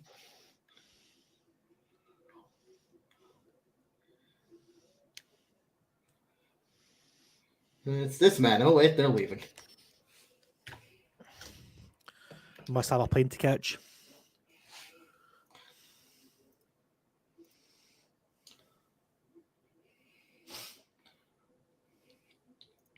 Or you could be like someone that's trying to get to most stadiums in a day. Although, like, that challenge of trying to be at every single match must got really hard when they were doing matches at the exact same time. I know, yeah. And then you would have only had to watch a half a game each, which is not exactly the most enjoyable experience. Depending if you pick the wrong half to watch. Definitely.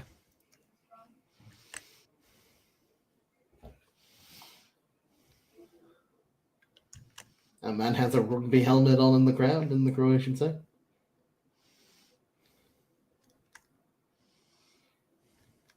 Not exactly the headgear I'd wear in Qatar, but you know that rugby gear.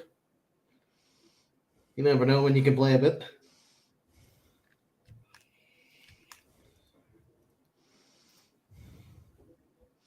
It's practically the one sport Ireland is good at is rugby. Well, they used to be. We're still quite good at rugby, to be fair to you.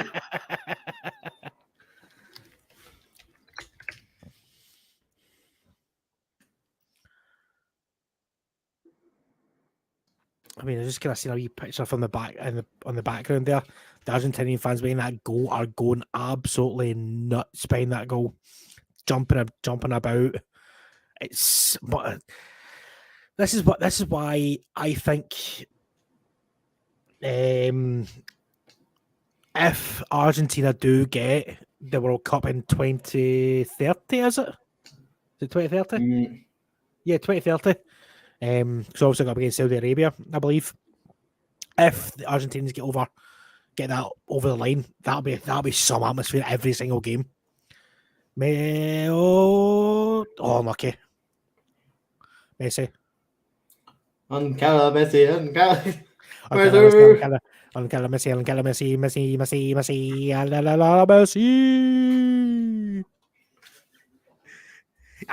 I've been practicing.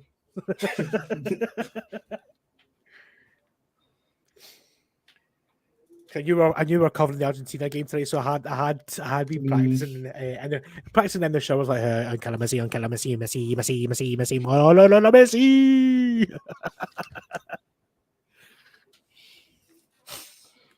One of the most famous ones in Ireland when we were covering like the old like Argentina versus England, you know, at the hand of God. When Maradona was running through everyone, he was like, different class. Exactly. I mean, do you know? I'm watching this Argentinian team, and there's not. They're all about mid-age, like kind of 27, 28, other than Messi and ultimately. I was going to say, and ultimately. Yeah, they're the two old. And Tagliafico is 30 now. He's still not hit his prime yet. Not his prime, but like if you say like, I would say. Oh.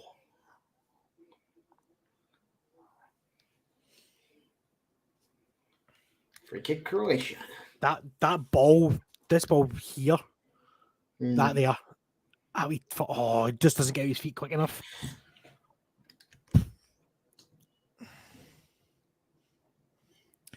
We're gonna have to say something. Juranovic has not been as potent in this game than it was against Brazil.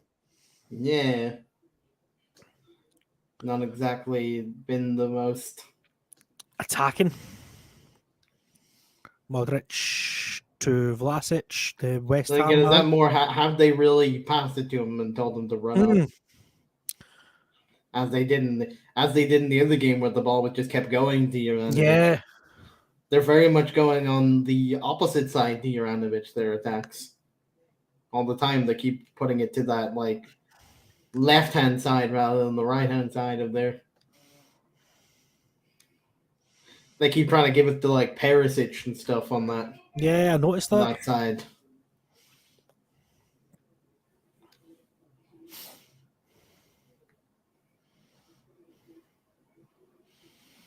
Let's see that shot again. Yeah, kind of stumbles, and that's what kind of takes. I mean, he still gets a good shot away, but he stumbles. I mean, see if he gets a full connection on that. That could be. That's a big chance for Messi. Yeah, it could be. If he got it in full connection, it would have been harder to save from Croatian keeper.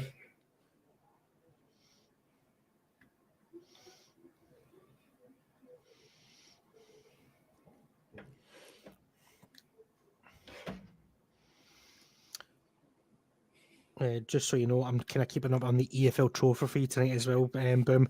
It's currently Bolton Wanderers 0, Manchester United under 21s 0. Yeah.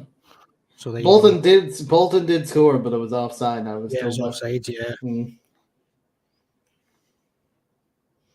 It's very much Bolton versus the under 21's keeper Bishop, from what I see on my timeline. To be honest with you, Nathan Bishop. Yeah, it's very much Nathan Bishop versus Bolton at the moment. That's the reason why I know Nathan Bishop, because I tried to sign him for Salford on loan, but he said no to me. So yeah, that's basically what that apparent game is, from what I can see. Is so seeing a lot of vicious keeps United in it again, still. Which happens that when you're punching above your weight levels, sometimes you have to. It's just the keeper versus the entire team. So coming up to the hour mark now, it is currently still Argentina 2, Croatia 0. We've had one chance from Messi in the second half, but other than that, it's been quite. Both teams have lost the ball quite easily. Yeah, it's a lot of turnovers. Yeah, a lot of turnovers in the second half. But Croatia are still very much trying to get the ball to Perisic. As they're kind of like, I'm seeing a lot of left-hand side attacks from them. They've not really utilized the right-hand side too much. I mean, Yeah, I mean that's what we're kind of saying with in relation to Juranovic. I mean, Juranovic he bossed the game against Brazil from that right hand side, but they've not utilised him as much. Substitution for Argentina. It's my guy. Yes, it's Martinez. It's Lisandro. It's one of the Martinez. It's a good one. Yeah, Martinez for Paredes. Are they going back to the 3 at the back? They kind of have to be with that kind of substitute. Yeah. Pass completion for Paredes, 94%, distance cover 7.1, and 1 shot on target. That's a decent day. That's a decent hour's work for Paredes. Did that show that from an Argentina perspective, your man's getting slightly worried as the game goes on? Yeah. On the extra defender. That kind of changes up this shape a little bit of the formation would definitely have changed now. Go kind of 3-4-1-1 kind of thing, or maybe I don't know 3. I don't know. Because they were pretty much lining up in kind of like the 4-4-2 before that substitution. It's more like I was like kind of more 4-2, maybe a kind of 4-2, like kind of 4-2-2-2. With the kind of 2 holding midfielders and then the 2 midfielders, and then your 2 strikers, basically. But I don't see where Martinez is kind of dropped in. Yeah, and I don't know what that's going to do with the out formation. Whether he's going to be playing as a midfielder, because he can do that. He's looking. It looks like he's left of the centre backs. So it's a 3. It looks like a 3-5-2. We playing with the 1 striker, then they would have been maybe. Yeah, Tagliafico, edge of the back into Alvarez. Big switch over.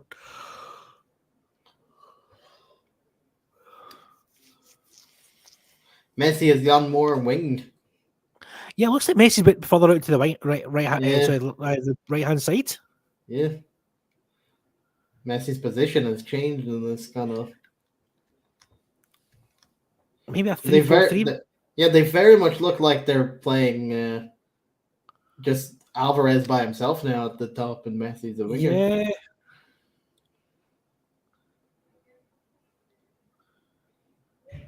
Actually, at this particular moment, there's no one, and this is playing as a forward. I have no idea. I don't know what I literally don't know what they're playing here. I have no idea the formation that this Argentinian man expects. So you went 3 at the back. So they can see there's a 3 players there. You've got Romero, Otamendi, and Martinez. And obviously Tagliafico and Monole have been told to push forward as wing backs. Yeah. Because you've still got DePaul playing in that hole basically, and beside and then you've got. Although Messi's now changing his positions every 2 seconds. To be fair to you. Yeah, he's now back in the middle. He was at the wing a second ago. He's now back in the middle. It's a 3-5-2. It's a 3-5-2 they're playing. Yeah. So with the 2 wing backs. But I think they've given Messi the freedom that he can be anywhere on the pitch because he's now changing his position every 2 seconds, my man. He's now the right back position. That's what I'm saying. They've obviously told Messi, do what the heck you want because he's changing his position every goddamn second. I guess a booking for Messi. It's got to be a booking for Messi. Yeah. Nope. Never got booked. Nope. Oh, come on. I know he's the best player in the world, but the rules still apply to him. That's probably because last game, like, they got so many yellow cards that this game, the ref might have been told to not give as much. Sorry, but I need to get the badge in. Sorry, but I need to get the badge in. Sure. It's okay. I've got a giant flag behind me, so I'm always representing all of them. My flag's somewhere over there. But I like to have it in the. Mine was there, but it kept on falling down. Yeah. Alvarez over to Paul. Messi's a midfielder now running into the box. That's nice for Modric. That is nice for Modric. That's not a foul. Referee, that's not a foul. Man up. But yeah, Messi has very much been told he can be in any position he wants. Yeah. We'll see him in net in the 2 seconds for a bit. I don't like that. I don't like that kind of foul that Arsato's given. I don't think it was a foul in the first place. Yes, he goes down, but it's soft. But you see them giving more and more recently, soft fouls. Yeah, definitely.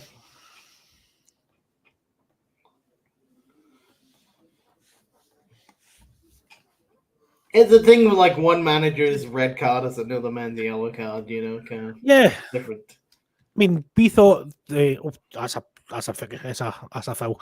I mean, what was the game that we covered that we thought was a red card, but it was only given as a yellow card? I can't remember now. I think it was one of the group games, but can't remember now. Cannot remember. Another was the England versus Iran game that we watched. Like they didn't give a pen to for Maguire. They gave a pen later for. So it's one of those ones where like different decisions. We see the same in the Prem too. That certain fouls, like one manager will like give a bucking or a red card, and then another manager for the exact same tackle would give nothing. Yeah, definitely. Especially with the English like referees, like a lot of them are different from each other with their knowledge of what deemed acceptable or not. Yep. We see a yellow card here. There's a surprise, Christian Romero. There's a surprise. There's man in the book for going into the back. Yeah, that's a booking all day long. In the back of Petrovic. Is what that is. Yep.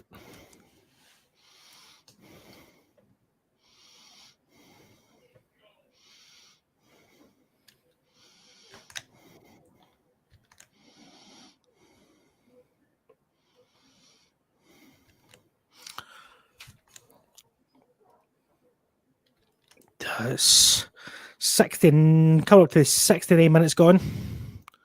Still currently Argentina 2, Croatia 0. Although Messi putting on his Messi magic into the box. Messi still spinning people. Messi. Messi skipping past everyone, a little pass to Alvarez, and he hits the target. Once again, the two people that Chris wanted to see do something have done something. What can I say? And it's what Croatia didn't want, and the first goal this half has gone to Argentina. So it looks like it's going to happen. Argentina are I'm going to say it right now. Argentina are the first team into the World Cup final on Sunday. And We say it right now. The first goal not losing streak for Croatia is coming to an end by the looks of it. An abrupt end. Yep. An emphatic end, arguably against the toughest opponent since they've done that run. As expected, the team that came into this tournament on the back of almost getting the record of most games undefeated and then slipped up against Saudi Arabia have gone up. They put the Saudi Arabia nonsense very much to bed. Yep, definitely. So that's 2 assists for Messi and a goal for Messi. The Croatian fans extremely distraught with that goal. And the Argentinian fans are up dancing throughout the entire stadium.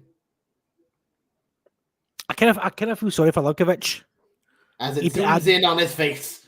I kind of feel sorry for Lukovic because he's been fantastic all tournament. Oh yeah, he's the reason that Croatia got to this. From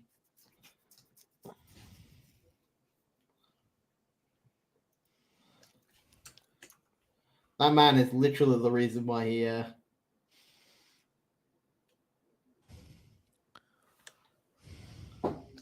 got to this point. Yep. He's very, very good. He's just too good. So, right, I'm going to throw this right. I'm going to throw. Oh. No, I'm here. Don't worry. You're here. Right. I'm going to throw this to you right now. Is he the greatest of all time? Well, Messi, the Messi kid that I said was a wonder kid last watch all that we were watching out for. Is he the greatest of all time? Is Messi the greatest of all time? Yes. Is he the greatest?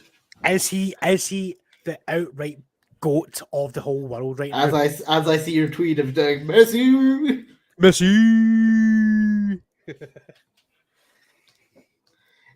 You would have to say on current form and anything that he is the greatest. No, it's not in current form. Just no, I'd say also on current form. I'd say he's been out. Oh, there was an argument last season when he wasn't. He had a bit of an off season last season, Messi. Yeah, I mean that was a kind of turmoil with him. But that was kind of like it was the first time he got sent into a different league that he wasn't used to. Definitely. And the first time in his entire career, pretty much going to a different setup in ages from Barca. He's been at Barca for so long that from this season he has regained his form and his status. Oh, Sooner comes in with the different opinion here. Great player. Remains to be seen. Nah. Sooner's obviously in the bracket of he has to win the World Cup to be seen. I have seen that argument a lot that no player can be deemed the greatest of all time until they have the World Cup in their hands. But to be honest, I would say the World Cup is kind of hard because you're relying on a lot of other players to also pull their weight. It's not just you as your magic. Yeah. I mean, where's Ronaldo? Where's Ronaldo sitting back in his house? Messi is literally on the cusp of immortality. Literally on the cusp of immortality. That is how close he is. He's literally a midge's ball hair away from being the best ever. Eclipsing Maradona, eclipsing Pele. Oh, you take him off? Why is he taking Alvarez off? Oh my god! Final. Oh my god! It's Paolo, it's the missing man. He's finally getting a game. Where's he came from? Paulo Dybala comes out of absolutely nowhere. The manager has remembered Paulo Dybala exists. I think I know we kind of discussed this on the We last discussed stream. whether he was fit enough to even play. Yes, but we also discussed this in the Brazil game. Yeah, for the medal. For the medal. Is this why he's playing? Because I still don't think he's fully fit enough to play for. For example, he's 29 years old, so therefore he's coming to like the last World Cup will probably be his last, but like he will. This might be because the next one you might not have Messi and stuff, so you might not have as much of a chance to win it next year as you would this year. Yeah. As the next World Cup as you would this one, so you might as well give him the chance to win a medal this time rather than. Because we'll see like we were saying before, a lot of these teams will see a completely different teams in 4 years' time in USA.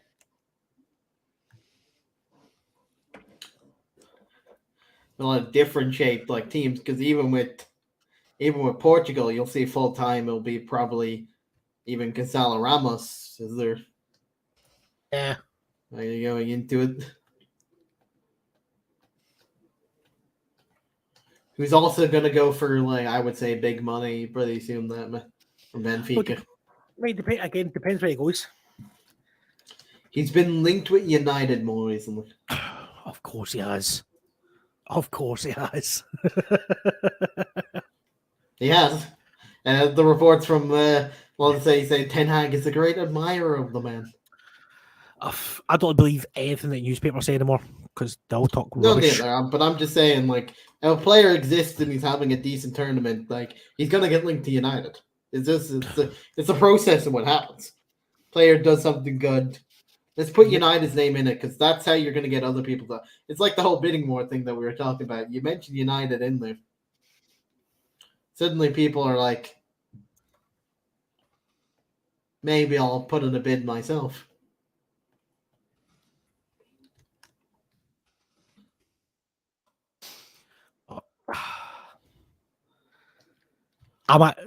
I'm actually loving this because like I said, I've wanted to see this Argentinian. You were big on the Messi kind of like side. Yeah, I'm massive on the Messi side. I've never been a great admirer of Cristiano Ronaldo. I enjoy technical brilliance. I mean, I love Xavi, Iniesta, Messi. Well, growing up in the era where Ronaldo first came into United, I was a Ronaldo fan. See, I was completely different. I grew up in that same kind of era as like kind of. But being from a United supporter, it's just like that. Yeah. Although my favorite player from that United era was Wayne Rooney instead, the one that was actually stayed. Yeah. I mean, the way I look at it is Messi is probably the most technically gifted player we'll ever see in our lifetime. Yeah. I've always described it that Messi was born with the talent. Ronaldo worked his ass off to try and get close to the. I mean, it's not as. I'm not discrediting. I'm more for Team Messi than Team Ronaldo. Or sorry, Team Cristiano Ronaldo. I always said, no matter the debate, like whether you're one side, you got to give credit to Ronaldo for making it a debate in the first place, even a bit of a debate. I mean, look at it as well, right? We have been blessed with watching two of the greatest footballers ever to grace a football field. And when Messi started coming into fruition, then Ronaldo moves to Real Madrid, and you had that rivalry. Yep. Then when Ronaldo leaves to go to Juve, Messi still scores stupid amount of goals and creates stupid amount of assists. And Messi has not lost his free kicks, whereas Ronaldo has. Yes. But again, we kind of talked about this before, is that Ronaldo based his game on pace and power, whereas Messi is more technically gifted. He can slow the game. He can slow the game down to his pace. Ronaldo, when he was younger, used to be better at like free kicks than he is. Yeah, 100%. He's developed himself more into a striker, whereas free kicks are not as effective anymore. Yeah. I mean, I was just kind of seen there on the kind of clip that we're watching. Messi is like obviously walking, saving, he's conserving his energy, but he's also looking around, like kind of knowing where the players are. Like Like you see, he's still very much not even made it back into his own half Nah. at that point. He was still like behind the entire of the Croatian defense. Yep. Very much so.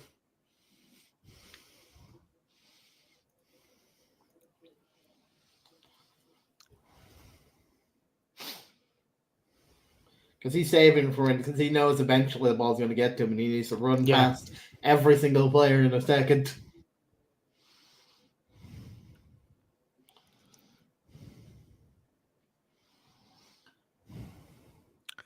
I mean, I don't even know anymore. The thing is, what's this? Well, I often always temper tantrums as a generally nice guy, does great things and great sales to fans and family. Yeah, I 100% agree with you. 100% agree with you, know, 100%. But it's more we're kind of like, obviously the football side of things. I mean, Messi does that a lot for like kind of families and all that kind of stuff. He's done a lot for Rosario. They're both very good for people, but this is truly a football argument. Football argument. I think. See, it's an end of an era. Luka Modric been pulled out of the game. He looks distraught in his own, and his facial expressions coming off. He's not. Yeah. That's end of an era. Luka Modric. That's probably his last. As he's going around to high five the rest of his bench.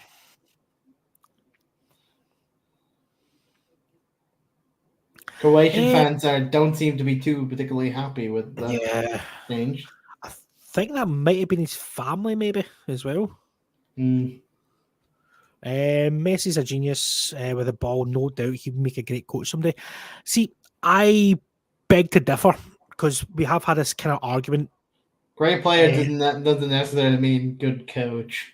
Yes, that's a great argument. No matter who it is, a great football player does not make a great coach. I mean, because a lot of the coaches that are now like deemed as good coaches, most of them were not that good at players. Yeah, I mean, look at Jurgen Klopp. Had to retire early. Thomas Tuchel had to retire early. Brendan Rodgers had to retire early. There's a lot of good great managers that never played the game. I mean, Mourinho was a translator for Bobby Robson at Barcelona before he became a manager. Like Erik ten Hag, he wasn't the well-known player. Yeah. He's come up and coming with Ajax and did quite well. Yeah. There are a lot of managers that you deem in the top of like not. Yeah. I'm saying head coach, but that's where it starts. If you go into like normal coaching, eventually you want to have the idea of maybe one day being a manager. That's where most of these like coaches, whether they think just as an assistant coach, or like most of them, they do have the idea of one day managing a club themselves. Yeah. That must be the progression, but if you're just going in just to be a normal coach your entire life, it's just. I mean, it's the same as like kind of what do you call him?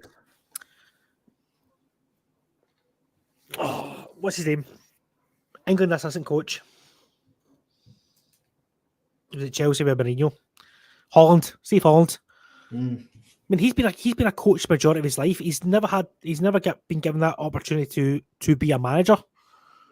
But maybe unlucky develop. For like United's old coaches under Ollie, like McKenna and Carrick, they both are now. They went from being coaches to Ollie to now having manager jobs. Yep. I mean, because obviously now, Carrick's at Middlesbrough doing good things. That's a good point. Could you imagine Messi as a youth coach?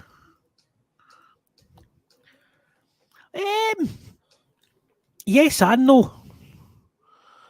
I think when Messi does retire, I think he'll go back to Argentina and more of him. I think it will take like a year or two before he decides what he wants to do in retirement.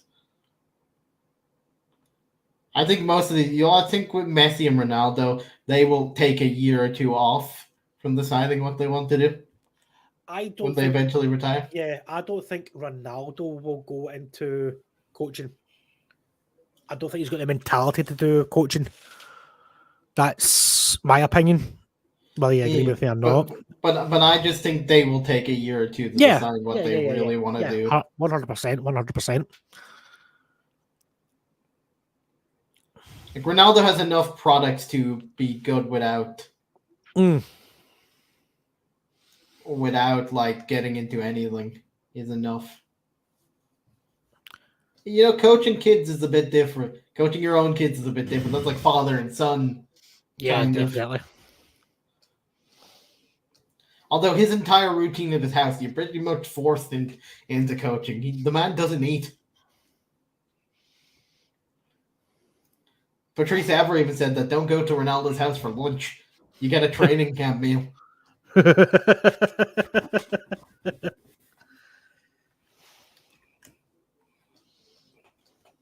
Man's probably idea of a family bonding is to go to the gym with his kids. So this boy, because he's that much in shape. Like that's what it takes to keep up with Ronaldo. That's why he's at the age that he is, still in physical. Yeah. McAllister and Molina off. Korea. Also And another one. One voice. Another two that it's definitely a Brazil situation. Yeah, they're definitely getting minutes in so they can get a medal. Yeah. That's him. That's him virtually in the final now. 5 minutes to go. Yeah. This is definitely has to be we'll just get them on. Get most of them a medal anyway. I mean, I'm surprised they're not changed sub the goalkeeper.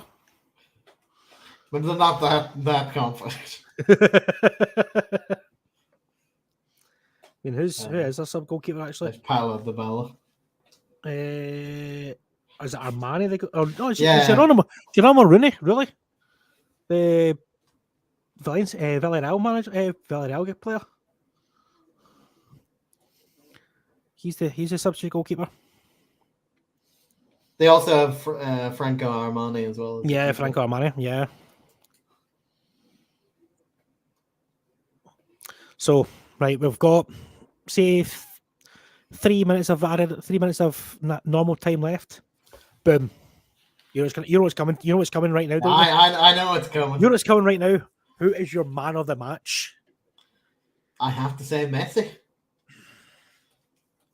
I think he's the one. Though Alvarez has scored 2 good goals, I think the second goal from Alvarez was very much all Messi. To do that, even sooner agrees.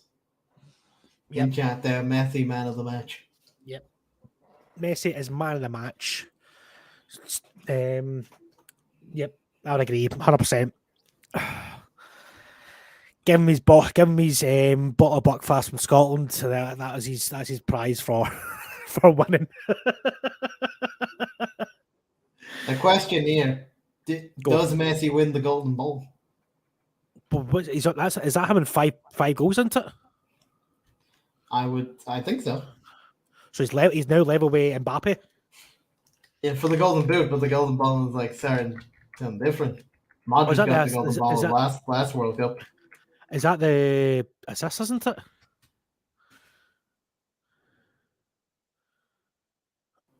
What is it? Is it the Golden Ball and no assists? Golden Boot's goals. I'm not sure with the Golden Ball. I just know it gets given out. Yeah. I know Modric got the Golden Ball in the last World Cup. Golden Ball World Cup. Golden Ball. Fuck off. Golden Ball. Golden Glove. No, it's the best player. The Golden Ball is presented to the best player. Yes. Oh. It's got to be Messi. It's got to be Messi. Especially if he wins it, it's got to be Messi. Yeah. It always gets given to like whoever's the best player of that particular. Well, I mean, in 2014, it was given to Messi. So, and he got beat up by Germany. In 2018, it was given to Modric. Modric, yeah, and they got beat up by France. It's just like the best player out of the entire tournament. Yeah. This has been a very, very good game for Argentina. I mean, again, they've played some very, very nice football, but they've also stopped the likes of Kovacic playing, Modric playing, Brozovic playing, Kramaric playing. They've done and Juranovic as well. They've stopped. They did their job more than the last two games because, Yeah. like I said, they kind of took their foot off the pad against Australia, Yeah. and Australia got that late to make it 2-1. The late made the last few minutes nervy. Netherlands made that entire game nervy near the end. I mean, that's what kind of saying at half time. That's what they need. That's what they needed to do. They needed to kind of switch on from that first whistle in the second half to if Croatia can get the first goal, then it's completely game on. But they've controlled with Argentina making it 3-0, you pretty much sapped the comeback out of the Croatian side. So who would have believed up until that third goal? Because then you're like, oh dear God. Yeah, definitely, 100%. So we have got 5 minutes of added on time in this game left, and Martinez comes and claims it with ease. So, kind of fast forward to tomorrow, we have got another watch along for you tomorrow. We have got Morocco, the surprise country, in the semi-final against the reigning world champions, and against France. the person that Chris very much likes in Olivier Giroud. Oh, handsome man. He's a handsome man. Against the person I don't really like in Hakim Ziyech. Exactly. So, did you see that mad theory that I saw online? I saw on Twitter the mad theory about Chelsea in numbers. Like before the 2010 World Cup, one map that had 10 on his back and Spain won that. Then 14, you had a player for Germany that had 14, then Germany won that. And then 18, you had Giroud with number 18 and won it. And then people were saying Hakim Ziyech 22. No, you wouldn't want that, Chris. But I saw no. I saw people make me. Who's 22 for Chelsea right now? Oh, it's Pulisic. No, it's not. Who's number 22 for Chelsea right now? I think we've got number 22. It was Willian.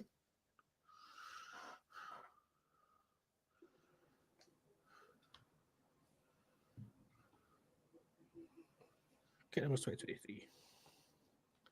Hakim Ziyech, my friend. This is 22. Fuck off. That's why the whole like. Yeah, Hakim Ziyech is 22. Yeah. That's why people admit, those mad conspiracy theories, Chris, that people have. Yeah, but also speaking about my conspiracies, what about Samuel Eto'o's prediction, by the way, saying that Morocco is going to get to the semi-final against Spain? That's crazy. Yeah. He predicted this tomorrow's semi-final, Mr. Eto'o, and we all called him crazy. Eto'o is confirmed from the future. half from the future. He got the other half of the bracket completely wrong. To be fair to him, he got a half right. He can come out like, you all laughed at me. Well, who was laughing? Just like that. Although prediction that did not age well. A good old Ronaldo fanboy, Piers Morgan. Yeah, he tweeted that Croatia will beat Argentina. Oh no, I think he wanted that to happen. No, that he said that was his prediction. The guy is deluded. He needs a case of deludamol. So we have got 1 minute of added on time left in this game, coming to a comfortable close, shall we say, with Argentina winning 3-0. Messi kind of doing Messi things. Argentina cruising into the final of the World Cup. Definitely, Jetta. Definitely.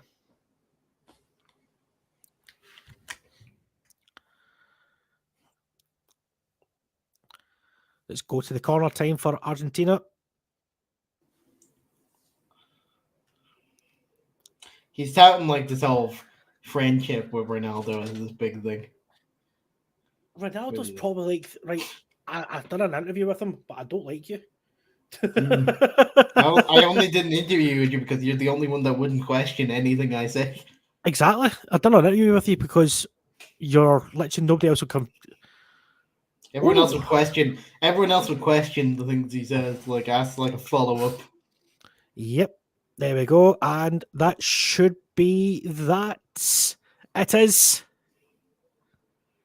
Messi. Full time. A big smile on the face of Messi.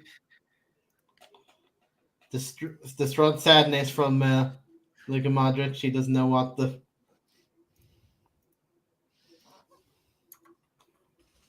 And they all go in for a hug. The Argentinians. Di Maria's come over to say the hug Modric. You can tell them. Yeah, good former teammates and all that as well. So it's nice to see that kind of camaraderie between former teammates. But obviously, you can definitely see there was a lot of animosity between Argentina and the Netherlands, but there's not between them and Croatia. Yeah, you can definitely tell that. There's a lot more in-your-face kind of behavior in the Argentina-Netherlands game. So, round up this game. So, full-time score, Argentina 3, Croatia 0. Goals from Lionel Messi from his spots. And then 2 wonderful goals from Julian Alvarez. And one of them with a beautiful assist from Messi running past everyone. Exactly. And the dream of Messi continues. Take nothing away from Croatia. Their campaign has been fantastic this season for this tournament. Yeah, to go from runners up last year to still getting to the semi-final this time as well as. Yep, very much so. It's probably an end of an era as well for Croatia because a lot of them won't be playing in the next World Cup, like some Modric, like some maybe not Kovacic, depending on like kind of injuries, etc. But they've still got a lot of good young players. I mean, build a team around. Like Ivan Perisic might not be there too. Perisic as well. I mean, build a team around Garvidal and build a team around Kovacic if he's still there. Then you've got a makings of a good team there. Yeah, okay, I'm just watching. But the old Messi dream continues. That's the first team into the final is Messi and Argentina. And they will await tomorrow and we'll know whether they'll play Morocco or France. It's going to be a good game tomorrow, I think, as well. It's going to be Croatia gets a chance to play for the third place. Yep, that game is on Saturday at 3 o'clock. Croatia versus either Morocco or France. As Messi is very happy. Happy little man. And someone has a Messi hat. That is creepy. Not going to lie, that is creepy. Someone has a very poppity Messi hat in the crowd. As they go to celebrate in front of the entire Argentinian fans that have travelled.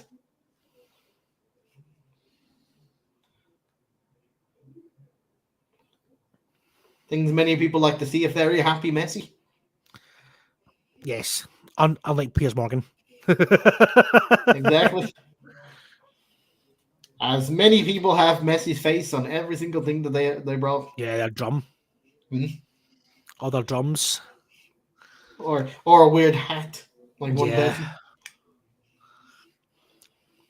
I wonder what went through like the designer's mind when they were told, "Can you make a hat resembling Messi's face?" I need it in about a few weeks. I'm flying to Qatar. Can I have a hat with Messi's face in it? Messi just kind of drinking it all in at this moment in time. It is an emotional time for Messi as well, Because because like we said, potentially last World Cup for the his man. last World Cup, yeah. He'll know in his head this is probably his last chance to win the thing against. He'll be expecting France in his own mind. So they got to celebrate now and come back to being fully focused tomorrow on trying to win it. Yeah, definitely. I mean, it is all down to Sunday now, depending on. They limped out against France the last time, last World Cup in like the early rounds.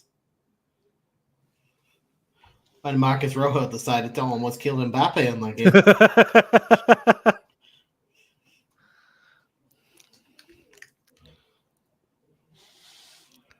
Which is what started off France on destroying Argentina. Oh, definitely. But you kind of get that. That's the kind of you get that from Marcus Rojo. He was always like that kind of absolute player. Nightmare of a player. An absolute nightmare of a player. He was a madman, Rojo. He would do something out of. You're like, why have you done that? He's one of the most unpredictable players at United, Marcus Rojo. Yeah. You don't know whether he'll put in a good performance or he'll just two-foot someone out of nowhere. It just end up killing you. Right. On that bomb. Oh, Jet, is it last question before we go? Predictions for tomorrow. Oh, good question. Good question. I'm going to go 2-1 to France. Boom. I'm going to go for a 2-1, but extra time 2-1 to France. Oh. I think Morocco will sit in and. It's how can Morocco contain Mbappe?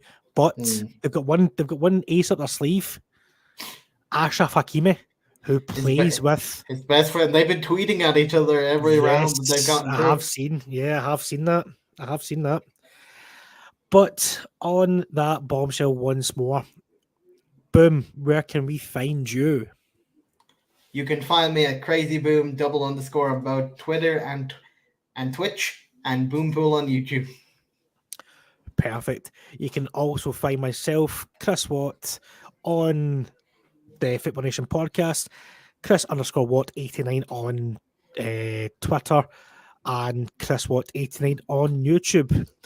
But I just want to say one more time, if there's any females who want to join our team, please do not hesitate to get in contact with us. Our links on our socials. By all means, get in contact with us.